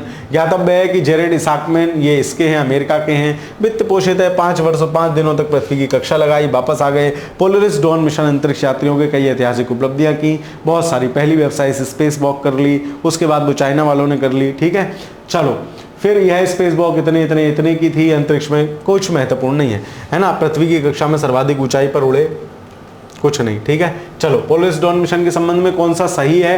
Polaris Dawn mission Polaris कार्यक्रम के तहत 3 मानवीय अंतरिक्ष उड़ानों का 3 अंतरिक्ष उड़ानें होंगी इसमें, ठीक है। इस मिशन के दौरान गैर पेशेवर अंतरिक्ष यात्री थे जिन्होंने स्पेस वॉक की। इस मिशन के दौरान उड़ान भरते हुए अंतरिक्ष यात्रियों ने पृथ्वी की कक्षा में सर्वाधिक ऊंचाई भी प्राप्त की, तीनों सही है। तीसरी महत्वपूर्ण बात है वो नासा, याद रखना, जो फ्लोरिस डॉन मिशन है वो नासा का है, पूछा नहीं जाएगा फिर भी। मिशन रूमी 2024 अगस्त की घटना है, कोई मतलब नहीं है। भारत द्वारा विश्व में पहली बार एक पुनर्प्रयोज्य हाइब्रिड रॉकेट, इस वजह से महत्वपूर्ण हो जाता है ना, मिशन रूमी। तो भारत द्वारा विश्व में पहली बार पुनर्प्रयोज्य हाइब्रिड रॉकेट, है ना, रीयूजेबल हाइब्रिड रॉकेट का एक मोबाइल लॉन्चर द्वारा प्रक्षेपण किया गया। इसका नाम दिया गया मिशन रूमी, ठीक है, रूमी। इस मिशन को तमिलनाडु के तटीय गांव बिरुबदाई से लॉन्च किया गया, याद रखना ये अलग सा है ना, पहली बार कर रहे हैं तो इसका जगह से लॉन्चिंग सिस्टम भी अलग है। इस मिशन के तहत रूमी 1 नामक पुनर्प्रयोज्य हाइब्रिड रॉकेट को एक उपकक्षीय प्रक्षेप पथ में प्रक्षेपित किया गया। इस मिशन के तहत रूमी रॉकेट 3 क्यूब उपग्रह और 50 पीको उपग्रहों को माध्य समुद्र स्तर पर अधिकतम ऊंचाई पर लेकर गया। ये उपग्रह वैश्विक तापमान और जलवायु परिवर्तन पर अनुसंधान के लिए डेटा एकत्र करेंगे। उल्लेखनीय है कि रूमी 1 रॉकेट एक जेनेरिक ईंधन आधारित हाइब्रिड मोटर है।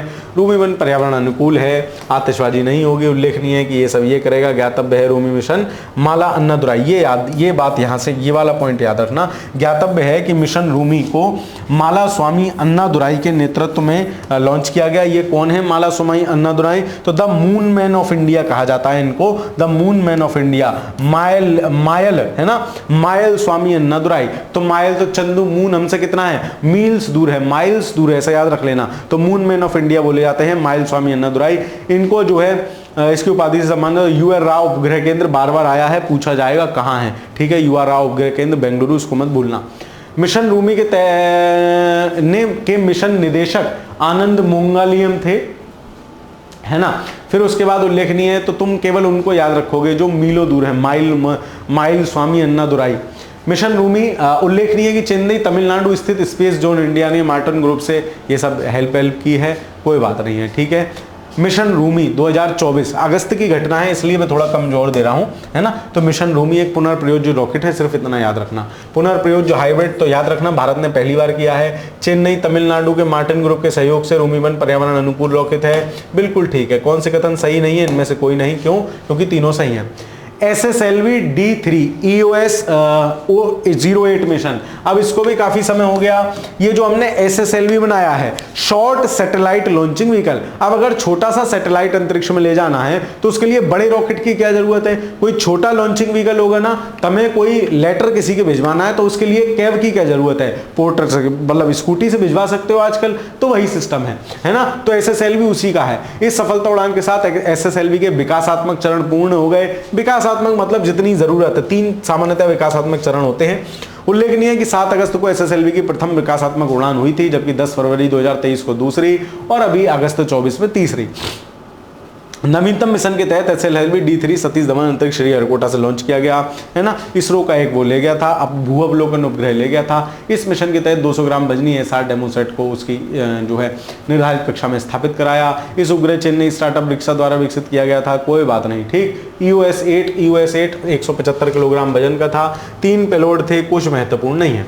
सवाल क्या सही नहीं है? 16 अगस्त को SSLV की पहली विकासात्मक उड़ान थोड़ी हुई है, पहली 2022 में हुई, मोटा मोटा याद रखना, दूसरी 23 में, तीसरी 24 में हो गई। इस मिशन के तहत मुख्य उपग्रह इसरो के नवीनतम भू अवलोकन उपग्रह EOS 8 था, है ना। तो ये सही है, जबकि कौन सा ये सही है EOS 8, और पहला सही नहीं है, ऑप्शन नंबर ए। महत्वपूर्ण नहीं है, बिल्कुल छोड़ सकते हो, कोई दिक्कत नहीं है। अब हम आ गए साइंस एंड टेक्नोलॉजी पे, क्या क्या साइंस एंड टेक का काम हुआ है उसको देखते हैं। तो आज की क्लास में हम इन्वायरमेंट वाले सेक्शन तक कंप्लीट करेंगे, है ना। लगभग 46-47 सवाल बने हैं वहां तक, तो उस तक कंप्लीट कर लेंगे। एल कैपिटन विश्व का द्रुततम सुपर कंप्यूटर, सवाल पूछे जाने की संभावना प्रबल है, क्योंकि सबको वही जो है द्रुततम सुपर कंप्यूटर याद होगा। कौन सा? वही जो दूसरा वाला है, क्या नाम है, फ्रंटियर, ठीक है। चलो खैर, क्योंकि सवाल पूछता है, यूपीपीसीएस ने सवाल पूछा है, कई बार पूछा है। टॉप 500 सुपर कंप्यूटर की सूची 2 बार जारी की जाती है, जिसमें विश्व के सबसे शक्तिशाली सुपर कंप्यूटर लिंचपैक बेंचमार्क, है ना, लिनपैक बेंचमार्क के आधार पर होती है। जून 2025 में जारी 65वीं टॉप 500 सूची में एक्सा स्केल युग का विस्तार देखा गया है ना। लिंचपैक बेंचमार्क रैखिक समीकरणों की सघन प्रणाली है, हल करने कंप्यूटर की क्षमता को मापती है, फ्लोटिंग पॉइंट का प्रदर्शन करती है, ठीक है। 14 जून 2025 को हैम्बर्ग अमेरिका में विश्व के द्रुततम सुपर कंप्यूटर टॉप 500 की सूची जारी की गई। सूची में अमेरिका के सुपर कंप्यूटर एल कैपिटल, है ना, अल कैपिटन को विश्व का द्रुततम सुपर कंप्यूटर घोषित किया गया है। किसको? क्या नाम है? अल कैपिटन। तो याद रख लेना, कैपिटन है बड़ा सा, अल कैपिटन, है ना। अल कैपिटन नंबर 1 कंप्यूटर है, तो इसका नाम याद रखोगे। इस सुपर कंप्यूटर को HPL हाई परफॉर्मिंग लिंचपैक स्कोर इतना है। यह सुपर कंप्यूटर कैलिफोर्निया USA के लॉन्स लिवर नेशनल लेबोरेटरी में रखा है। तो ये पहले फ्रंटियर था, अब एल कैपिटन बन गया है। दोनों USA के हैं। शुरू के तीनों नंबरों पर एल कैपिटन, अरोरा, और एल कैपिटन, फ्रंटियर और अरोरा, शुरू के तीनों जो है USA के हैं। सुपर कंप्यूटर बेसिकली उच्च गति से गणना इत्यादि वो सब करते रहते हैं, उनका अलग जो है प्रयोग होता है। तो ये याद रखना, एल कैपिटन का नाम याद रखना, ठीक है। टॉप 500 की नवीनतम सूची में भारत के 6 सुपर कंप्यूटर हैं, ध्यान रखना। नंबर 1 जो है वो सीडेक पुणे में स्थित एरावत है। एरावत PSAI भारत में वर्तमान द्रुततम कंप्यूटर है। तो भारत का कोई सुपर कंप्यूटर पूछ ले तो एरावत है। वो अल एंसिकन, जो भी उसका नाम है, अल कैपिटन, उसको याद रखोगे। टॉप 500 की सूची में 162वां स्थान मिला है, बहुत पीछे हैं हम, ठीक है। चलो, Airavat PSAI super computer AI क्षमता से लैस है। इस सुपर कंप्यूटर को भारत सरकार ने कृत्रिम बुद्धिमत्ता पर राष्ट्रीय कार्यक्रम जो NPAI चल रहा है, मतलब national programme on artificial intelligence के तहत स्थापित किया गया है। क्लाउड कंप्यूटिंग संरचना को एरावत नाम दिया गया है, इसकी जो क्लाउड कंप्यूटिंग वो है एरावत। फिर ये भारत के कुछ सुपर कंप्यूटर हैं, कहाँ है? करका है, ये सीडेक पुणे में है ना। तो ये सीडेक पुणे वाला जो है बेसिकली ये एरावत PSAI है ना, वर्तमान का द्रुततम कंप्यूटर है। खैर, विज्ञान और तकनीक विभाग के द्वारा वर्ष 2015 में शुरू किया गया मिशन 70 से अधिक कार्यदक्ष जो बनाए गए हैं सुपर कंप्यूटर। पहले चरण में परम शिवाय, परम शक्ति, परम ब्रह्मा जैसे कंप्यूटर बनाए गए थे। दूसरे चरण में बड़े सिस्टम बनाए गए हैं। मिशन के तहत नए मौसम सुपर कंप्यूटर अर्का और अरुणिमा की स्थापना की गई है। अब ये क्या है, अर्का अरुणिमा क्या है? अर्का अरुणिमा दो सुपर कंप्यूटर हैं जो बेसिकली मौसम का जो पूर्वानुमान है, मौसम पूर्वानुमान पर आधारित है। ठीक है, उनको उनकी कैलकुलेशन करते हैं। अर्का अरुणिमा पूछ सकता है आपसे क्या है अर्का अरुणिमा, तो द्वितीयतम कंप्यूटर एल कैपिटन याद हो गया, एल कैपिटन यूएस का है। अर्का अरुणिमा क्या है इनको देखो। 26 सितंबर 2024 को प्रधानमंत्री नरेंद्र मोदी ने दो नई उच्च प्रदर्शन कंप्यूटिंग प्रणालियों का उद्घाटन किया। इन दो एचपीसी प्रणालियों के नाम अर्का और अरुणिमा रखे हैं। अर्का दो एचपीसी हाई परफॉर्मिंग कंप्यूटिंग मौसम और जलवायु संबंधी अनुसंधान के लिए अर्का और अरुणिमा को विकसित किया गया है। 26 सितंबर को नरेंद्र मोदी ने 3 परम रुद्र कंप्यूटर भी राष्ट्र को समर्पित किए। ये सुपर कंप्यूटर राष्ट्रीय कंप्यूटिंग मिशन के तहत स्वदेश में विकसित किए गए हैं। परम सुपर कंप्यूटर कहाँ कहाँ है? नई दिल्ली, पुणे और कोलकाता में स्थापित किए गए हैं। कहाँ कहाँ? नई दिल्ली, पुणे और कोलकाता। पुणे में जीएमआरटी में तीव्र रेडियो विस्फोटों ये सब है, नई दिल्ली में ये है, कोलकाता में ये है, इन सबका ये यूज होगा। फिर ये सुपर कंप्यूटर देख लो कहाँ कहाँ है, तो इन दोनों को याद रखना। जो वो कहाँ गए, ये अर्का और वो कहाँ कहाँ है, ये इसमें होना चाहिए कहीं। हाँ, ये तीनों सुपर कंप्यूटर ये तो हो गए।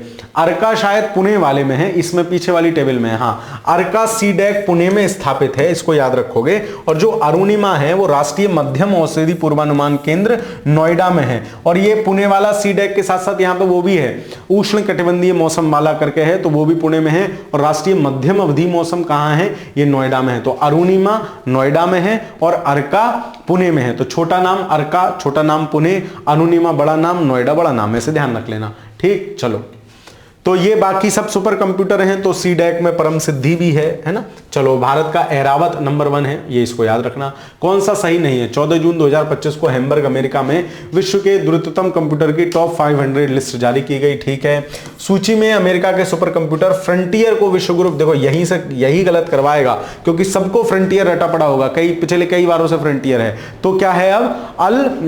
अल कैमिलन जो है वो है। सूची के अनुसार सीडैक पुणे में स्थित एरावत 162वें नंबर के साथ भारत का द्वितीयतम सुपर कंप्यूटर है। कौन सही नहीं है? केवल 2। कौन सही है? 26 सितंबर को प्रधानमंत्री नरेंद्र मोदी ने 2 नए उच्च प्रदर्शन कंप्यूटर प्रणालियों अर्का अरुणिमा का उद्घाटन किया। और अर्का अरुणिमा सवाल आएगा, ये आएगा मतलब सीधे आ सकता है।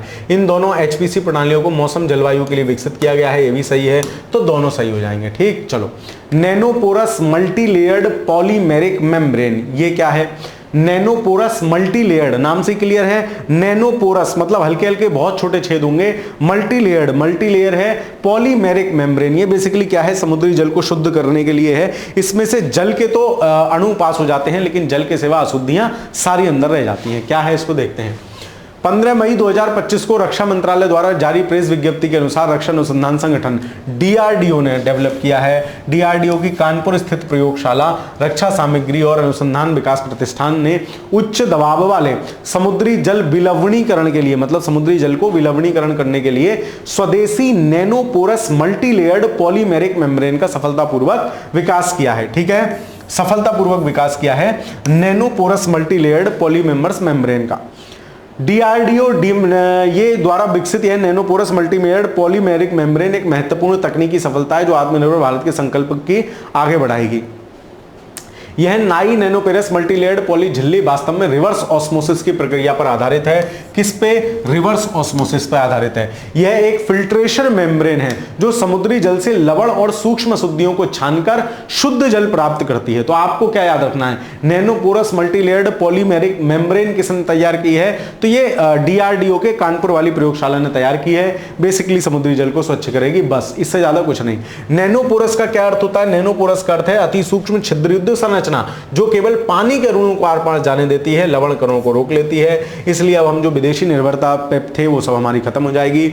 आत्मनिर्भरता की तरफ एक कदम है। रक्षा सामग्री भंडार और अनुसंधान विकास प्रतिष्ठान कानपुर डीआरडीओ की एक प्रमुख प्रयोगशाला है जो मुख्यतः विशेष सामग्रियों और गैर धातु के अनुसंधान करती है। कौन सा कथन सही नहीं है? Which one of the following is not correct. यह एक फिल्ट्रेशन मेम्ब्रेन है, nano porous multimer polymeric membrane filtration membrane है जो सीवेज के पानी से दूर करेगी क्या? देखो कितना बढ़िया प्रश्न में घुमाया है, सीवेज का पानी नहीं, समुद्र का पानी, तो पहला गलत हो जाएगा। इसका रक्षा अनुसंधान एवं विकास संगठन DRDO की कानपुर वाली प्रयोगशाला ने इसको विकसित किया है, दूसरा सही है। कौन सा सही नहीं है? ऑप्शन नंबर ए सही नहीं है। स्वदेशी रूप से विकसित भारत पूर्वानुमान प्रणाली BFS क्या है? स्वदेशी रूप से विकसित भारत पूर्वानुमान प्रणाली। तो अभी दो हम सुपर कंप्यूटर पर क्या हैं, अर्का अरुणिमा, उन्हें मत भूलना, वो जलवायु के पूर्वानुमान के लिए स्थापित हैं, ठीक है। खैर, भारत पूर्वानुमान प्रणाली भारत फोरकास्ट सिस्टम BSFS देश के नवीनतम उच्च रेजोल्यूशन मौसम पूर्वानुमान प्रणाली है जिसका शुभारंभ 26 मई को नई दिल्ली में किया गया। भारत पूर्वानुमान प्रणाली पुणे स्थित उष्णकटिबंधीय मौसम विज्ञान संस्थान ने विकसित किया है जो पृथ्वी विज्ञान मंत्रालय के तहत कार्यरत एक स्वायत्त निकाय है। तो ये भी याद रखोगे, पुणे भारतीय उष्णकटिबंधीय मौसम विज्ञान संस्थान। और अगर मैं गलत नहीं हूं, मुझे सही ध्यान आ रहा है, तो अर्का यहीं पर रखा हुआ है। भारत पूर्वानुमान प्रणाली के संचालन हेतु पृथ्वी विज्ञान मंत्रालय ने भारत सरकार के अध्ययन आ रहे हैं, तो सही, अत्याधुनिक सुपर कंप्यूटर अर्का यहीं पे स्थापित किया है, जो अरुणिमा अर्का था ना उसमें, जिसकी शक्ति इतनी है और क्षमता इतनी है। भारत पूर्वानुमान प्रणाली BFS भारत के पूर्वानुमान को 30 डिग्री उत्तरी और 30 डिग्री दक्षिणी अक्षांशों के मध्य क्षेत्रीय रेजोल्यूशन 12 किलोमीटर से घटाकर 6 किलोमीटर तक ले आई है। मतलब 6 किलोमीटर तक के एरिया में बता देगी क्या होगा। पहले 144 वर्ग किलोमीटर क्षेत्र को एक इकाई मानकर पूर्वानुमान दिए जाते थे, अब ये सिर्फ 36 वर्ग किलोमीटर मतलब 36 स्क्वायर किलोमीटर में क्या होगा ये तक बता देंगे। भारत पूर्वानुमान प्रणाली की सहायता से अब मौसम पूर्वानुमान की जानकारी पंचायत स्तर तक भी प्राप्त हो सकेगी। यह प्रणाली 40 से अधिक डॉपलर मौसम रडारों का वास्तविक समय में इनपुट का उपयोग करती है जिसकी संख्या 100 से अधिक विस्तारित होने की संभावना है। यह प्रणाली 2022 से प्रायोगिक तौर पर इस्तेमाल की जा रही है और अब सुचारू रूप से पूर्णतया संचालित कर दी गई है। ठीक, विकास से विरासत के महत्व और कृषि के पारंपरिक क्षेत्र को समर्थन देने के लिए आधुनिक प्रौद्योगिकी का उपयोग करते हुए यह प्रणाली चरम मौसम के पूर्वानुमानों में सुधार की और फसल हानि वाली ये सब चीजें करती है, 30% तक सुधार कर देगी। भारतीय पूर्वानुमान प्रणाली के मुख्य शोधकर्ता पार्थ सारथी मुखोपाध्याय हैं। अलग से पूछ रहे पार्थ सारथी मुखोपाध्याय किससे कनेक्टेड हैं, तो अर्का अरुणिमा सुपर कंप्यूटर की दृष्टि से भी याद रखोगे कहाँ कहाँ स्थापित हैं, तो अर्का पुणे में है और अरुणिमा नोएडा में है। ये दोनों बात आपको ध्यान रहनी चाहिए। नोएडा वाला वो मध्यम मौसम अनुमान केंद्र है और वो उष्णकटिबंधीय मौसम अनुमान केंद्र है पुणे वाला, ठीक है। दोनों बातें याद रखोगे, अर्का को याद रखोगे, भूलना मत। और टॉप सुपर कंप्यूटर एल कैपिटन उसको भी अल कैपिटन उसको भी याद रखोगे। सवाल क्या बनेगा, 26 मई को विज्ञान भवन नई दिल्ली में देश के उच्च रेजोल्यूशन मौसम पूर्वानुमान प्रणाली भारत पूर्वानुमान प्रणाली का भी शुभारंभ किया गया।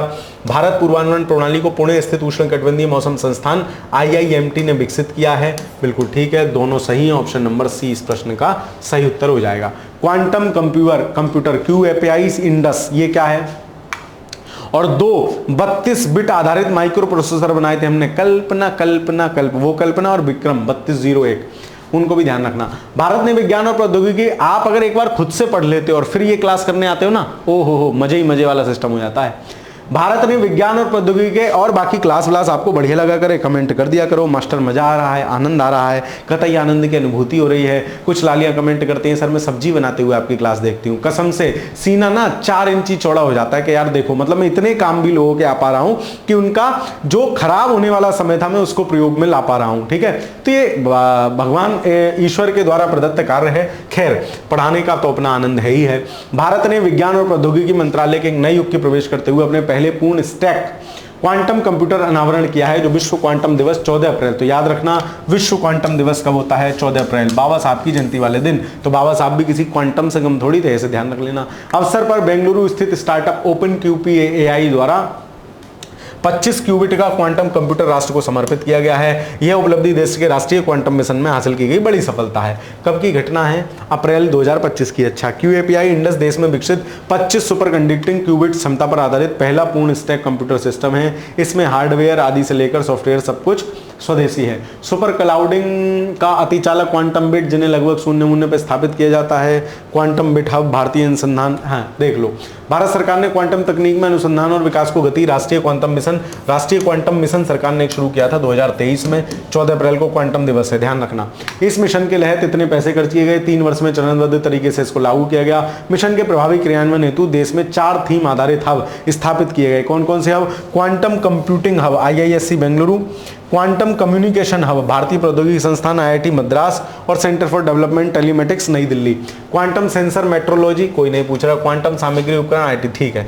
भारत एक ऐसा मिशन आरंभ करने वाला 7वां देश बन गया है क्वांटम कंप्यूटिंग पे काम करने वाला। यह मिशन प्रधानमंत्री विज्ञान और तकनीक सलाहकार परिषद के 9वें राष्ट्रीय प्राथमिक मिशनों में से एक है। क्वांटम मिशन के 8 उभरते स्टार्टअप का चयन किया गया है जो विभिन्न क्वांटम प्रौद्योगिकी में कार्यरत हैं और वो QPIAI उन्हीं में से एक स्टार्टअप है। 2025 में ये याद रखना UKPCS का सवाल, UKPCS ने सवाल पूछा था, अभी जो पेपर हुआ UKPCS का।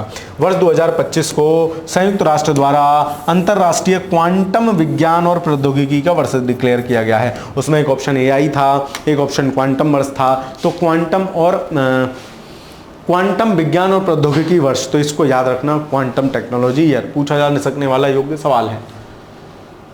कौन सा सही नहीं है? विश्व क्वांटम दिवस के अवसर पर बेंगलुरु स्थित स्टार्टअप ने पूर्ण स्टैक क्वांटम कंप्यूटर, स्टार्टअप का नाम याद रखोगे QPIAI, नाम ही क्वांटम जैसा है ना, QPI तो Q से क्वांटम, QPIAI इंडस देश में विकसित 25 सुपर क्लाउडिंग क्यूबिट क्षमता पर आधारित पहला पूर्ण स्टैक क्वांटम कंप्यूटर सिस्टम है। बिल्कुल ठीक है। वर्ष 2024 को संयुक्त राष्ट्र द्वारा अंतर्राष्ट्रीय क्वांटम विज्ञान प्रौद्योगिकी का वर्ष घोषित किया गया है। ये बात भी बिल्कुल ठीक है। कौन सा सही? 2024 की 2025 है भाई, 24 नहीं है, तो तीसरा गलत हो जाएगा। कौन सा सही नहीं है? केवल 3। कंफ्यूज मत होना, ध्यान रखना। अमरावती पहला क्वांटम कंप्यूटिंग गांव, कुछ नहीं है इसमें, तुम्हें ये याद रखना है कि अमरावती जो आंध्र प्रदेश की नई राजधानी बनेगी। चंद्रबाबू नायडू ने कहा है कि हम एक स्पेशल स्थान देके पहला क्वांटम कंप्यूटिंग गांव बनाएंगे यहाँ, है ना। तो पहला क्वांटम कंप्यूटिंग गांव बनाएंगे, इसकी बात की गई है। अमरावती में बनेगा, अभी बनाना ही है, ठीक है। TCS इसमें जो है हेल्पिंग रहेगी और इसका जो LNT है वो इसका स्ट्रक्चर बनाएगी। इस टेक पार्क को 1 जनवरी 2026 तक समर्पित करने की योजना चल रही है। कोई क्यूबिट क्या है? क्वांटम कंप्यूटिंग विशेष प्रकार की क्यूबिट नामक इकाई का उपयोग करता है जिसका प्रयोग क्वांटम कंप्यूटर की सूचना, मतलब सामान्य कंप्यूटर की जो सूचना संग्रहित रहती है वो बिट के फॉर्म में रहती है। क्वांटम कंप्यूटर है तो क्यूबिट में संग्रहित रहेगी, सिंपल बात है। क्यूबिट एक ही समय में जीरो और हाई, लो और हाई दोनों हो सकते हैं, जिसके कारण एक साथ एक ही समय में 2 अवस्थाओं के क्वांटम कंप्यूटरों के पारस्परिक संभावित शक्तिशाली, ठीक है।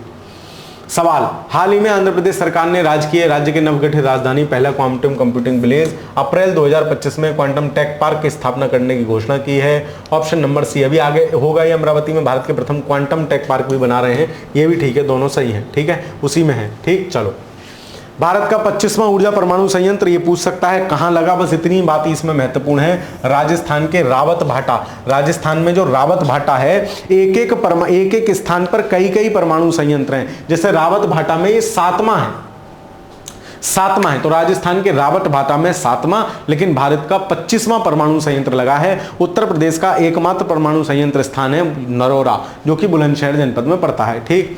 चलो, तो ये कह रहे हैं कि कुल भारत की जो वो क्षमता है वो 8780 मेगावाट पहुंच गई है। परमाणु रिएक्टरों की संख्या 25 हो गई है ना। बस और कुछ महत्वपूर्ण नहीं है। राजस्थान के चित्तौड़गढ़ जिले के रावत भाटा, तो ये बात केवल याद रखोगे जितना मैंने पीला करा है, ठीक। चलो, और 8वीं यूनिट भी यहीं कमीशन होने की संभावना है 25-26 में, जो फिर भारत का 26वां परमाणु ऊर्जा संयंत्र हो जाएगा।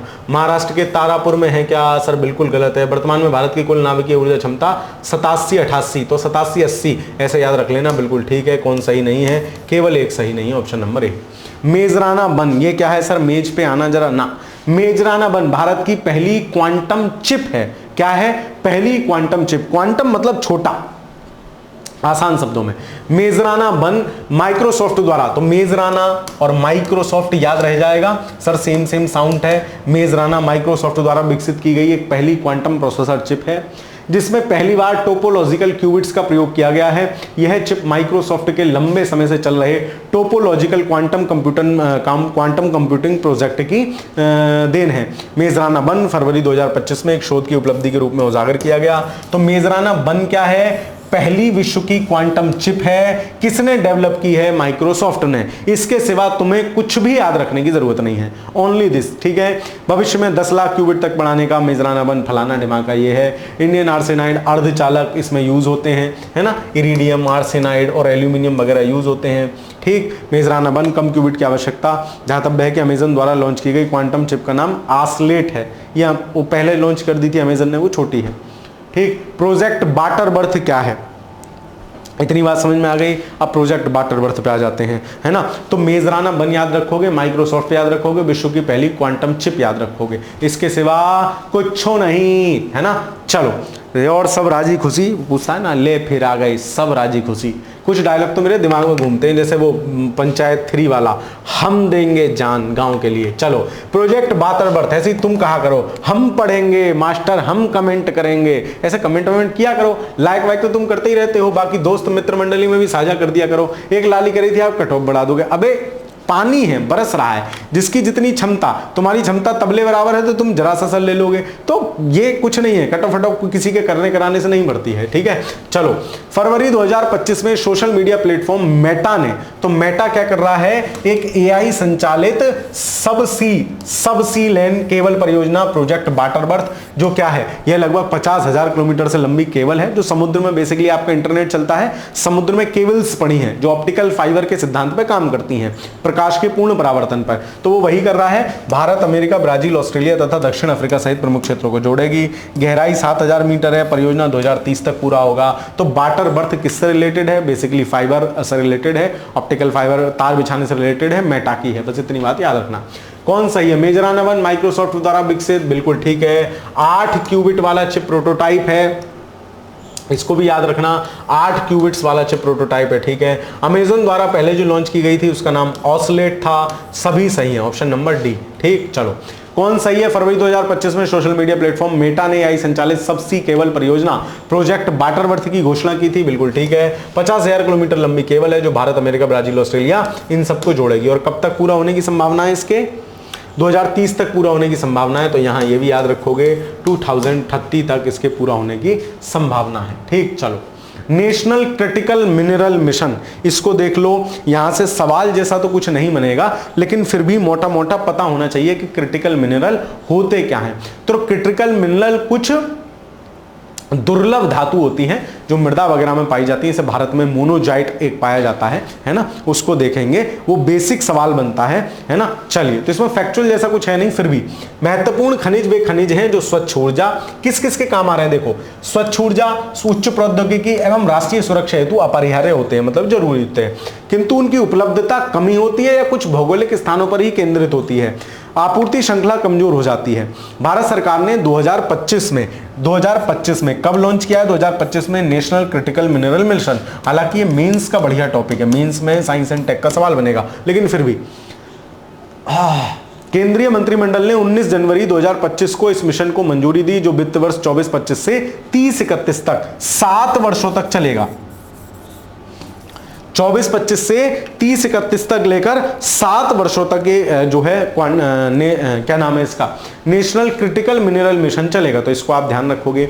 वित्त मंत्री ने केंद्रीय बजट 24-25 में इसकी घोषणा की थी। याद रखना, मिशन 25 में आया है, 24-25 यानी पिछला वाला जो बजट है उसमें इसकी घोषणा की गई थी। मिशन हेतु 16,300 करोड़ रुपए का सरकारी परिव्यय 7 वर्षों के मिशन के लिए अनुमोदित किया गया है ना। 7 वर्षीय मिशन है, कब से कब तक, 24-25 से लेके, याद रखना जिस पर घोषणा की गई थी उसी से लेके। सार्वजनिक उपक्रमों द्वारा 18,000 करोड़ रुपया के अतिरिक्त निवेश किया जाएगा, ये सब किया जाएगा। मिशन के तहत भारतीय भूवैज्ञानिक सर्वेक्षण किया जाएगा, पहले देखा जाएगा कहां कहां है, महत्वपूर्ण खनिजों के खनन को प्रोत्साहित किया जाएगा, ठीक है। फिर मिशन की अवधि में 4 नए खनिज प्रसंस्करण पार्क स्थापित किए जाएंगे। सरकार द्वारा अधिसूचित 30 खनिजों की सूची जुलाई 2023 में जारी की गई। कौन कौन से 30 खनिज हैं वो ये सब है, आपको ध्यान नहीं रखने हैं, चाहो तो एक बार रीडिंग मार लेना बस। इन 24 खनिज उपयुक्त संशोधित नियम की सूची वन में शामिल हैं। खान मंत्रालय ने संशोधित नीति के तहत रणनीतिक खनिजों को 24 ब्लॉकों की सफलतापूर्वक नीलामी की है। 3 वर्षों में ये करेगा। जम्मू कश्मीर में, ये देखो, जम्मू कश्मीर में 5.9 टन लिथियम का भंडार हमें मिला है और इसके ये भारत गेम चेंजर हो सकता है। इसके सिवा कर्नाटक के मांड्या में भी प्रारंभिक रूप से माना गया है कि इस प्रकार के लिथियम खनिज का भंडार होगा। तो 2 जगह, कर्नाटक, जम्मू कश्मीर में, ठीक है। अंतरराष्ट्रीय मोर्चे पर अर्जेंटीना में लिथियम तथा ऑस्ट्रेलिया में कोबाल्ट लिथियम परियोजनाओं के निवेश हेतु सरकार ने समझौता करा है, इनसे भी समझौता करा है हमने। तो अर्जेंटीना से लिथियम के लिए और ऑस्ट्रेलिया से कोबाल्ट लिथियम के लिए। National critical mission mineral mission Bharat की आर्थिक और रणनीतिक जरूरतों के एक दृष्टिकोण है। महत्वपूर्ण खनिज कहाँ यूज किए जाते हैं? सौर ऊर्जा में सिलिकॉन प्लेट होती है जो आप देखते हो, सिलिकॉन, टेलुरियम, इरिडियम, गैलियम, ये सब होते हैं। पवन ऊर्जा में ये याद रखना, नियोजिनियम और डिप्रोसियम, तो पवन ऊर्जा में अलग से नाम है दोनों, ये सिलिकॉन विलिकॉन नहीं है उसमें, डिस्प्रोसियम और नियोजिनियम यूज होते हैं। इलेक्ट्रिक वाहन में lithium ion battery, lithium nickel cobalt use होता है। ऐसे एनर्जी स्टोरेज में भी लिथियम, एनर्जी स्टोरेज बेसिकली वही बैटरी वाला सिस्टम, तो ये यूज होते हैं। ठीक, दुर्लभ मृदा तत्व क्या है? REE, रेयर अर्थ मेटल बोलते हैं इनको। सावर सारणी के समूह 3 में स्थित 17 धातु हैं। कितनी? 17 धातुएं, जिनमें ये सब हैं। अपने नाम के विपरीत ये मध्यम प्रकृति में ऐसे पाई जाती हैं, इनका जो है दोहन बड़ा मुश्किल होता है। भारत के पास 5वां सबसे बड़ा, ये याद रखना,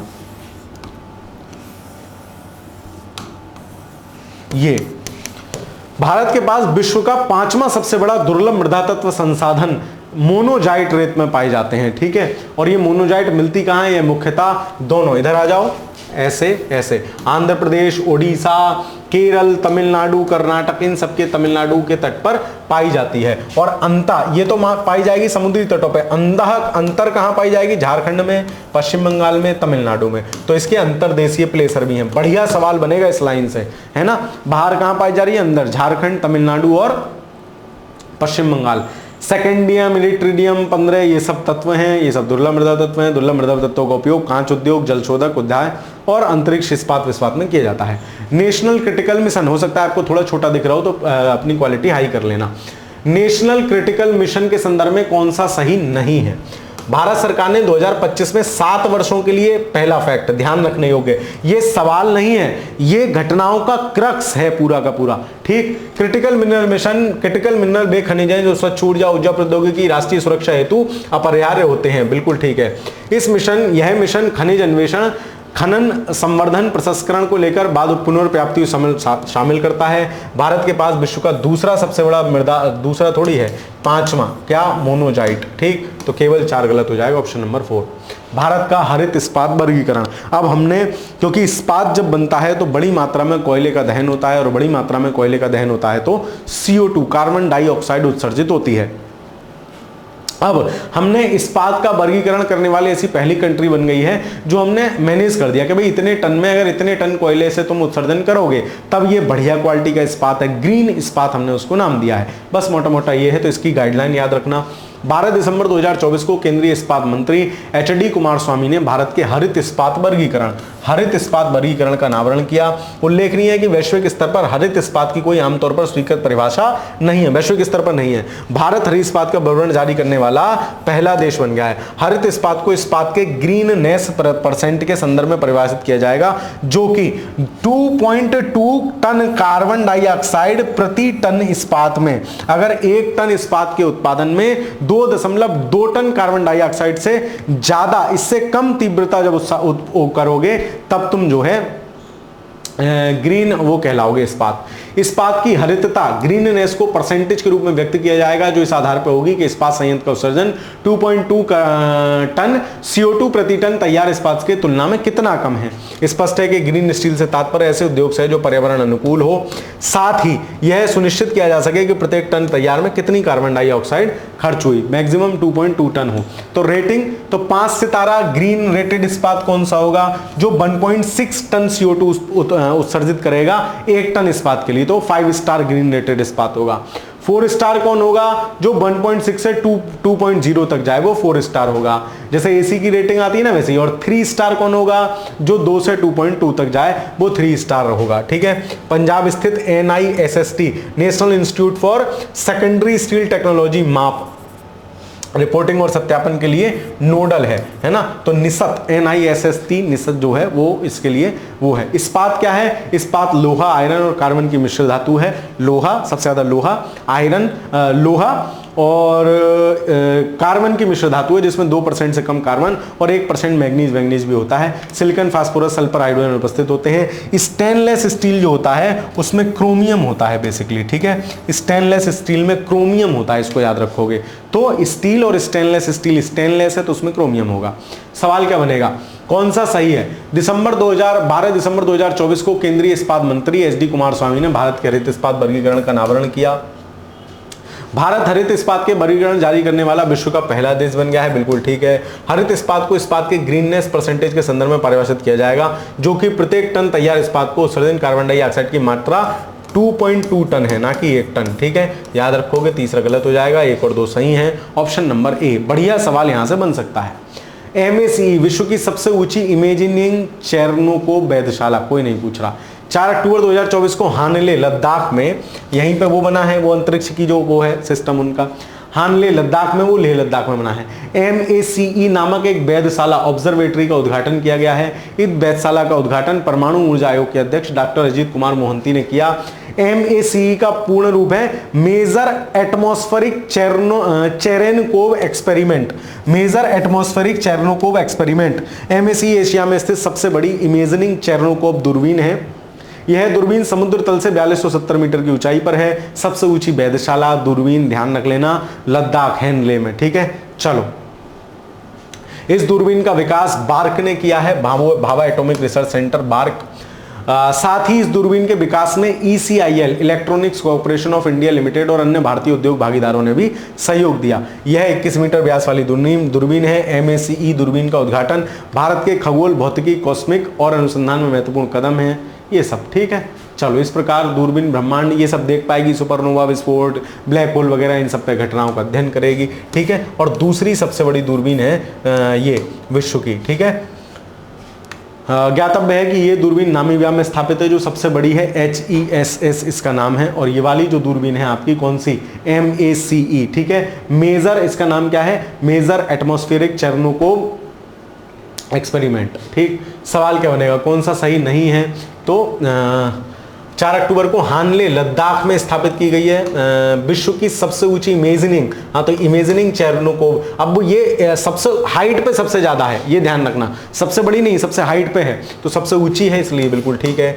मैक एशिया में स्थित सबसे बड़ी इमेजिंग चेरेनकोव दूरबीन है। इस दूरबीन का विकास स्वदेशी रूप से एशिया की सबसे बड़ी है, ये भी सही है। विश्व की दूसरे नंबर की है, पहले वाली नामीबिया में स्थापित है। हमसे पूछा है कौन सही नहीं है, तो ना तो 1 ना 2, ठीक। चलो, 10 सवाल लगभग और बचे हैं, 20-25 मिनट आपके और लूंगा, ठीक है। चलो, विज्ञान धारा भारत का वैज्ञानिक प्रगति के लिए उत्प्रेरक। भारत सरकार ने, अब जो बेकार है जहां से सवाल नहीं बनेगा, अब जैसे ये इससे कोई सवाल नहीं बनेगा, फटाफट पढ़ के निकलते हैं।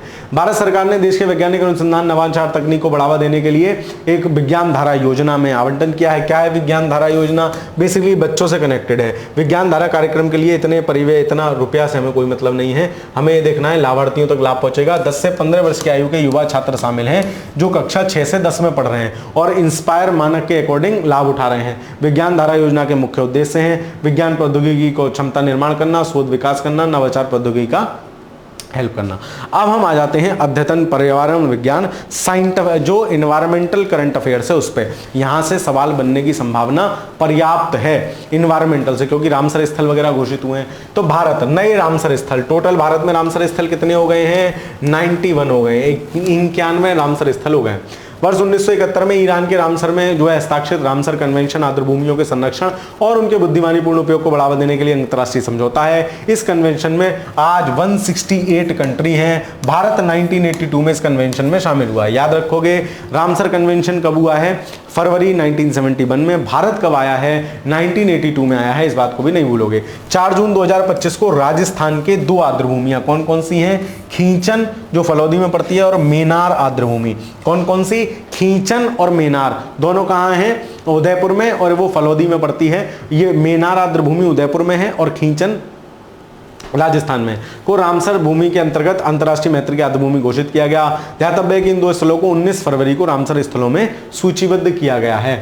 अब देश में रामसर स्थलों की कुल संख्या बढ़कर कितनी हो गई है? 91 हो गई है। भारत एशिया में प्रथम तथा कुल स्थलों की संख्या में विश्व में तीसरे नंबर पर है। ये बात भी याद रखना, सीधे सीधे स्टेटमेंट, यद्यपि अभी तक नहीं पूछा गया है बट पूछा जा सकता है ना। चलो, इस घोषणा के बाद राजस्थान में अब कुल रामसर स्थल 4 हो गए हैं। पहले 2 कौन कौन से थे? केवलादेव और सांभर झील थी। ठीक है, चलो राजस्थान के फलौदी जिले में खींचन आर्द्रभूमि उत्तरी थार के रेगिस्तान में स्थित है। इसमें 2 जल निकाय हैं, रात्रि नदी और विजयनगर तालाब। तटवर्ती आवास झाड़ीदार समूह है। यह रेगिस्तानी पारिस्थितिकी तंत्र सूखा प्रतिरोधी पौधों की प्रजातियों का समर्थन करता है। 150 से अधिक पक्षियों की प्रजाति के लिए आवास प्रदान करता है। यहाँ हजारों डोमेसेल क्रेन के लिए प्रसिद्ध है। मेनार आर्द्रभूमि कॉम्प्लेक्स राजस्थान के उदयपुर में है।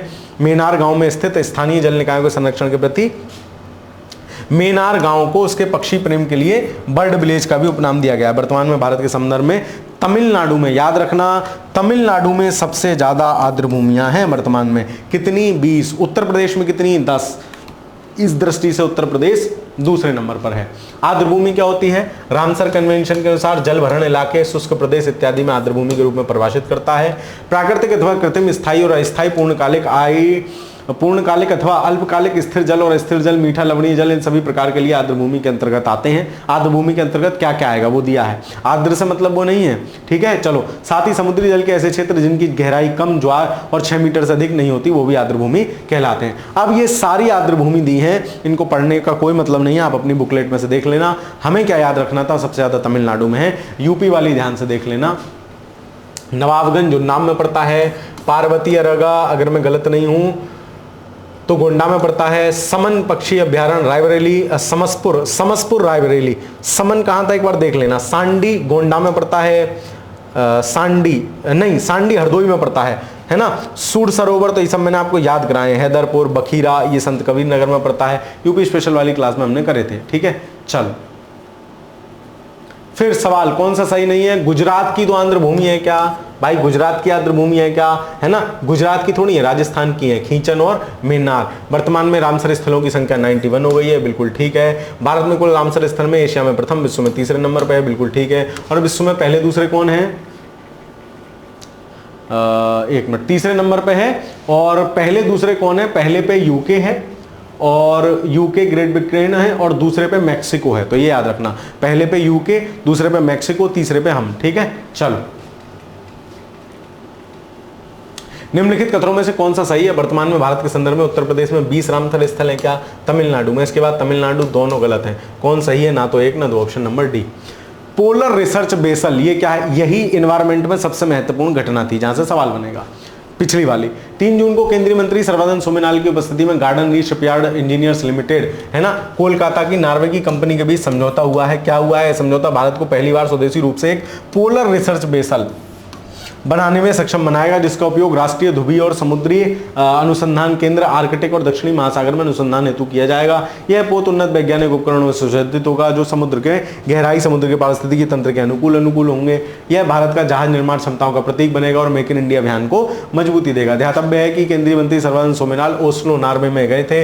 इसका मुख्य उद्देश्य वैश्विक समुद्री क्षेत्र में भारत की भागीदारी को मजबूत करना है। तो कोचीन शिपयार्ड लिमिटेड याद रखोगे, नार्वे की कंपनी, इसके साथ जो है स्वदेशी रूप से पोलर रिसर्च बेसल बनाने के लिए ये क्रक्स है। इसका उपयोग राष्ट्रीय ध्रुवीय और समुद्री अनुसंधान के लिए किया जाएगा।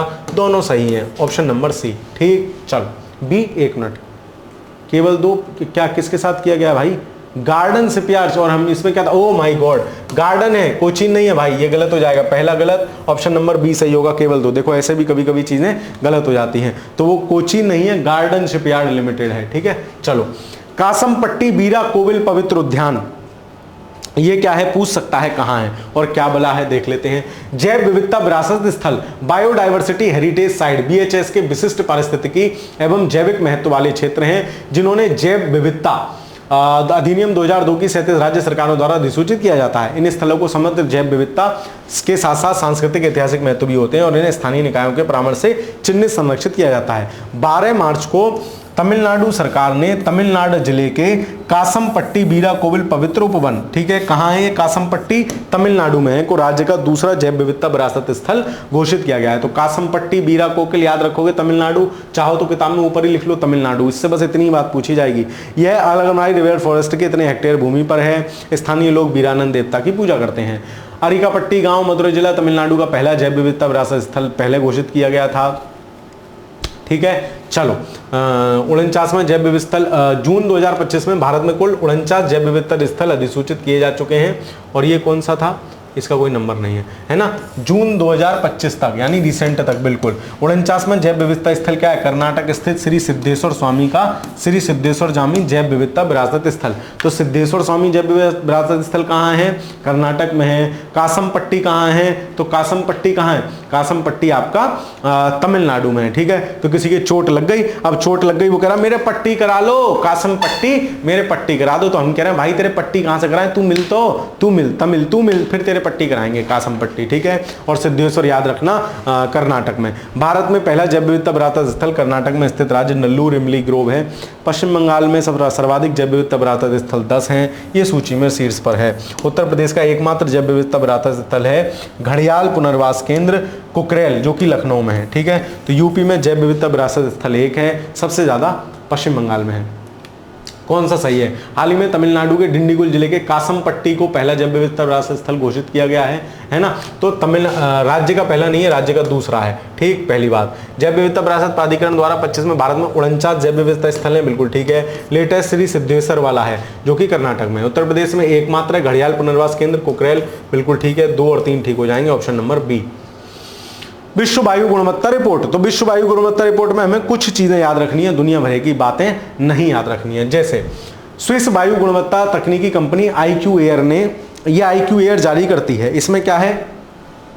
हवा का सूचकांक जारी करती है, कहां की हवा बढ़िया, कहां की हवा खराब। यह रिपोर्ट वर्ष 2024 में वैश्विक वायु प्रदूषण की स्थिति का मूल्यांकन करती है। 138 देश शामिल हैं और PM 2.5 का डेटा है, ये याद रखना।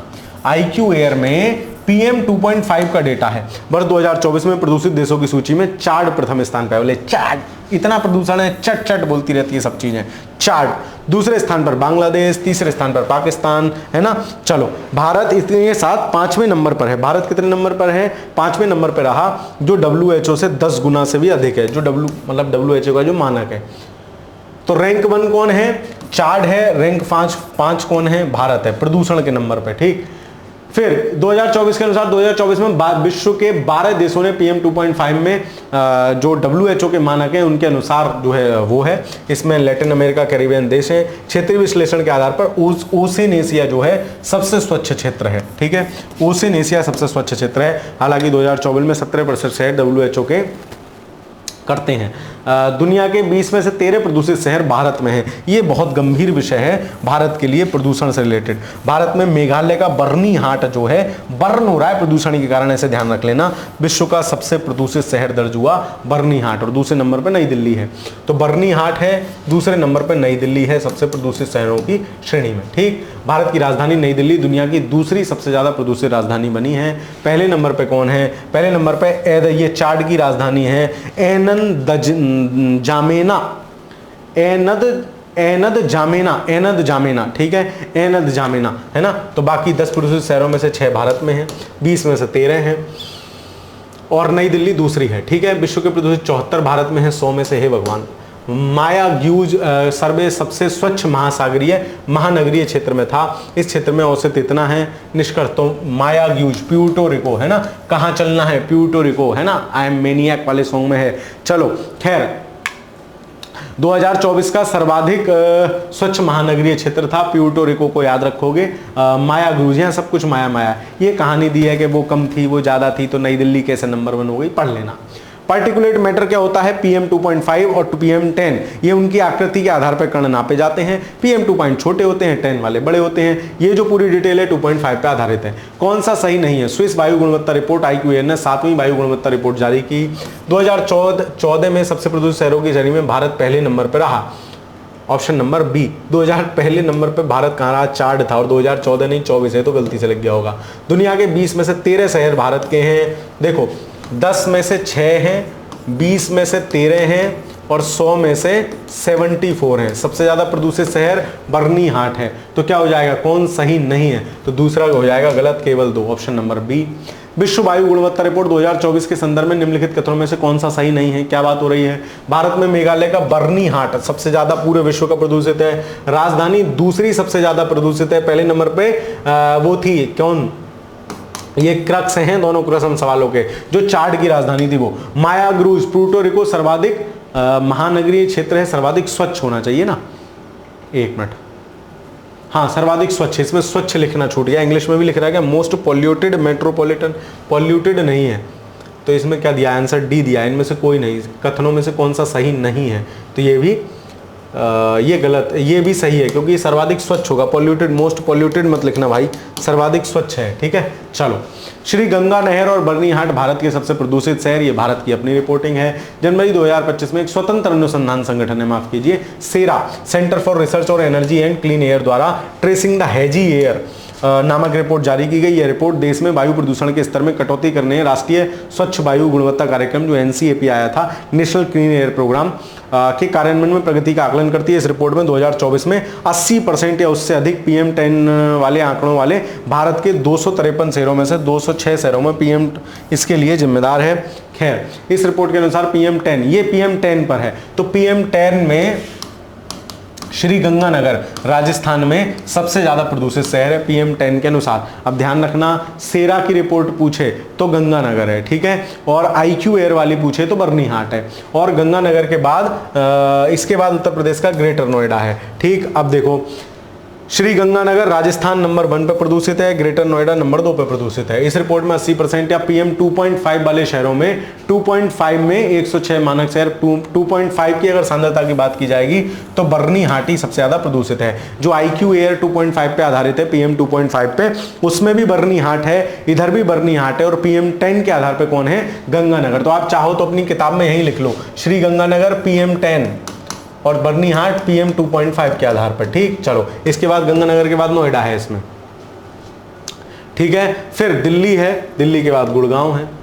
कौन सा सही है? जनवरी 2025 में एक स्वतंत्र अनुसंधान संगठन सेरा द्वारा ट्रेसिंग द हेजी एयर नामक रिपोर्ट जारी की गई, तो बिल्कुल सही है। यह रिपोर्ट देश में वायु प्रदूषण के स्तर में कटौती करने राष्ट्रीय स्वच्छ वायु कार्यक्रम के प्रगति का आकलन करती है। दोनों बात सही है, option number C. Tracing the hazy air report के संदर्भ में निम्नलिखित में से कौन सा सही है? इस रिपोर्ट के अनुसार PM10 स्तर में गंगानगर है, ठीक है। PM10 में नोएडा जो है दूसरे नंबर पे है। PM 2.5 में दिल्ली पहले नंबर पर नहीं है, पहले नंबर पर बर्नीहाट ही है। कौन सा सही है? तो एक और दो सही हो जाएगा, ऑप्शन नंबर ए। मैंग्रोव स्थल गुनेरी, ये गुनेरी इनसाइड मैंग्रोव स्थल है, कहां है? ये पड़ता है गुजरात में। सामान्यतः मैंग्रोव स्थल समुद्र तटीय क्षेत्रों में पाए जाते हैं, लेकिन गुनेरी इनसाइड है। गुजरात सरकार ने कच्छ जिले में है लखपत तालुका स्थित गुनेरी गांव को अंतरदेशीय, याद रखना, अंतरदेशीय मैंग्रोव है गुनेरी, जनवरी 2025 में राज्य का पहला जैव विविधता विरासत स्थल घोषित कर दिया। अंतरदेशीय मैंग्रोव स्थल गुनेरी गुजरात के कच्छ जिले में है, यह पूछा जा सकता है। क्षेत्रफल कितना है? 32 हेक्टेयर है। मैंग्रोव वन गुनेरी अरब सागर से करीब 45 किलोमीटर की दूरी पर है। गुनेरी का मैंग्रोव वन एक अंतरदेशीय मैंग्रोव पारिस्थितिकी तंत्र है जो समुद्र के ज्वार भाटा से भी मुक्त है, मतलब वहां तक समुद्र का पानी पहुंचता ही नहीं है। अंतरदेशीय मैंग्रोव विश्व में अत्यंत विरल हैं, बहुत कहीं कहीं मिलते हैं। अब तक विश्व भर में केवल ऐसे मुट्ठी भर केवल 8 ही स्थल ज्ञात हैं।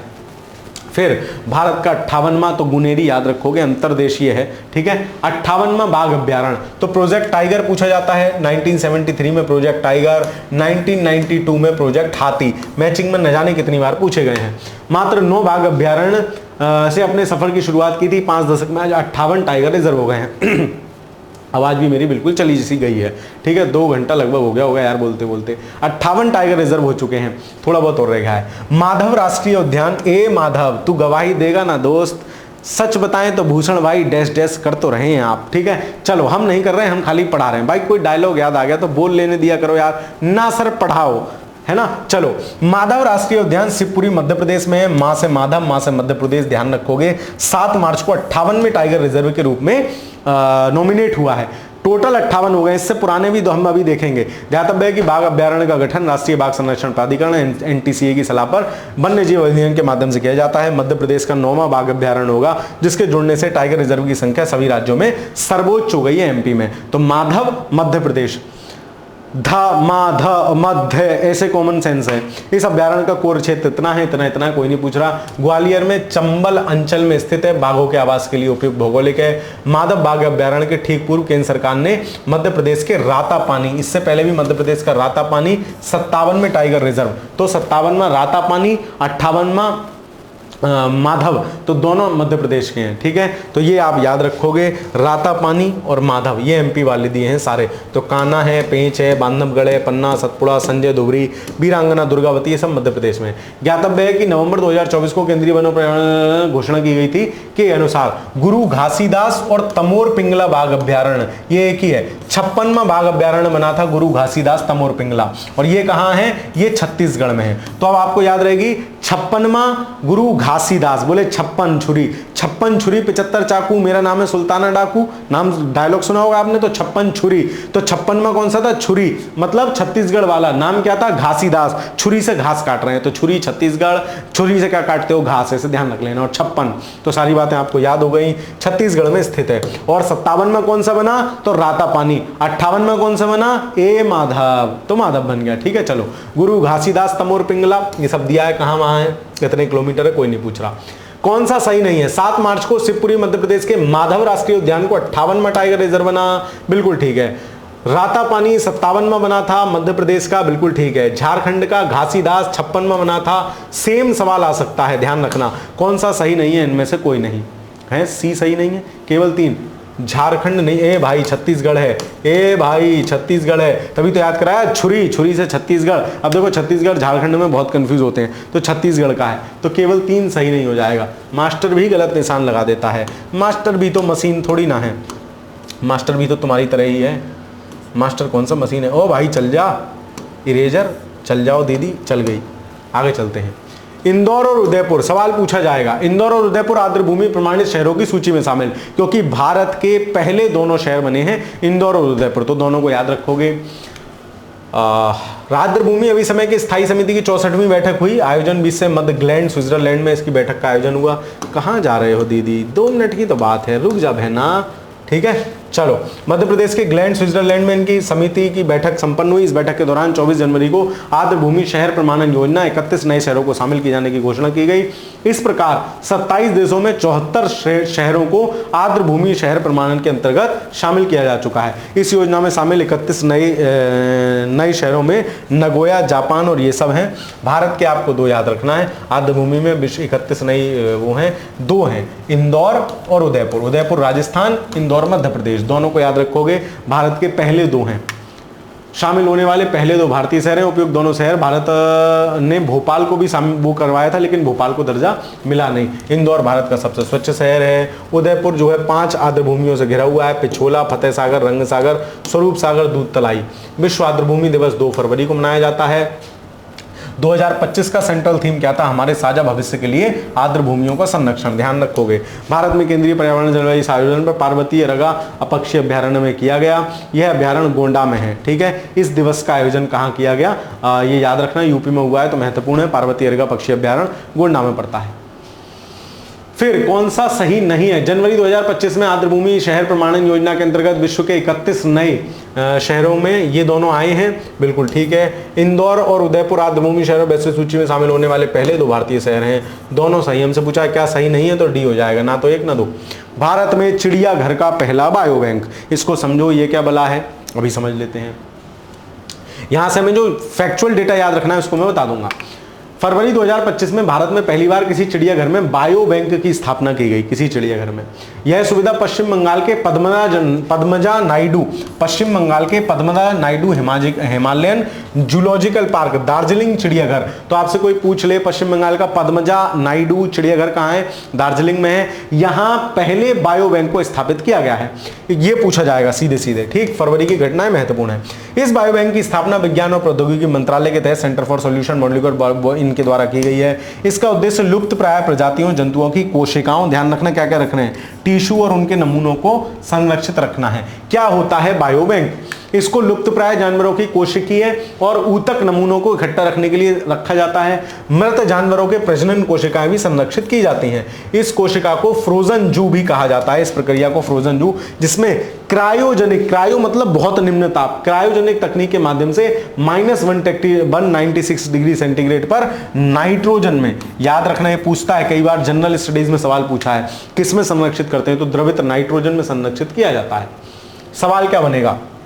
संभवतः अंतिम सवाल, फरवरी 2025 में भारत में पहली बार किसी चिड़ियाघर में बायो बैंक स्थापित किया गया। यह सुविधा पश्चिम बंगाल के इसमें की गई, ठीक है। इसका उद्देश्य लुप्तप्राय प्रजाति के जंतु और पोषकों को संरक्षित रखना है। उपयुक्त सभी सही है, ठीक। तो इस प्रकार हमने आज का जितना हमें साइंस पढ़ना था, इन्वायरमेंट तक बेसिकली पढ़ना था, उसको कंप्लीट कर लिया है। कल मैं पूरा आपका जो वैज्ञानिक परिदृश्य वाला घटनाक्रम है उसको कंप्लीट कर लेंगे। 20 की जगह 21 चला जाएगा भाई, अब डेली क्लास ले रहा हूं है तो इतना तो चलेगा। अब आप चाहते हो कि मैं सवाल ना बनाऊं ना कराऊं, मैं एक दिन में पूरी आई दृष्टि खत्म करा दूंगा, मुझे क्या फर्क पड़ रहा है। 6-7 घंटे खड़े हो जाऊंगा आपके साथ, एक दिन में खत्म हो जाएगी। लेकिन अच्छा चाहते हो, बढ़िया चाहते हो तो थोड़ा समय तो लगता है। तो रिवीजन आप अपने स्तर पे करते रहिए, सवालों को बढ़िया से प्रैक्टिस करते रहिए, रिवाइज करते रहिए चीजें। रिवीजन ही आपको अंततः सफल बनाएगा। 7-8 या 9 दिन आज से बचे हैं एग्जाम को। इस समय रिवीजन देखिए, फैक्चुअल दृष्टि से रिवीजन देखिए। टेस्ट सीरीज वगैरह ठीक है, उनसे बचिए, अनावश्यक टेस्ट सीरीज मत लगाइए। फैक्चुअल रिवीजन करिए, आपने पहले से लगा रखी है उनको रिवाइज करिए। टेस्ट सीरीज कॉन्फिडेंस इस समय लगाने की चीज नहीं होती, पहले लगाने की चीज होती है। तो आप बढ़िया रिवीजन करिए, अच्छे से चीज़ों को रिवाइज करिए, है ना। हिंदी विंदी के जो आपने शॉर्ट नोट्स बना रखे हैं वो रिवाइज करिए। आपके पास डिकोड वाली बुक, वो आपने कुछ टिक मार्क लगा रखे होंगे, उनको रिवाइज करिए। जीएस में आपने कुछ टिक मार्क लगा रखे हैं, उनको रिवाइज करिए। रिवीजन का समय है, इस समय रिवीजन जितना ज़्यादा करेंगे परीक्षा में उतना ही चीज़ें रिकॉल हो पाएंगी। करंट अफेयर्स का भी आप लोग पढ़ तो रही हैं मेरे साथ, पीछे से रिवाइज भी करते रहिए, चाहे वीडियोज़ के माध्यम से, चाहे अपनी पुस्तक के माध्यम से, जैसा आपको अच्छा लगे। लेकिन मैं गारंटी देता हूँ जितने कम समय में मैं वीडियो में करा देता हूँ, उससे कम समय में आप पुस्तक से नहीं कर पाएंगे। 2x पे लगा के देख जाइए सब, ठीक है। दोबारा वीडियो, आनंद की अनुभूति होगी, ठीक है। चलिए तो मिलता हूं आपसे अगली वीडियो में। चैनल पर नए हो तो चैनल को सब्सक्राइब कर दीजिएगा, वीडियो को लाइक साझा कर दीजिएगा, अपने दोस्त सखा मित्र मंडली सखी सहेलियों में भी साझा कर देना। मिलता हूं आपसे अगले वीडियो में, तब तक के लिए पढ़ते रहिए, खुश रहिए, धन्यवाद।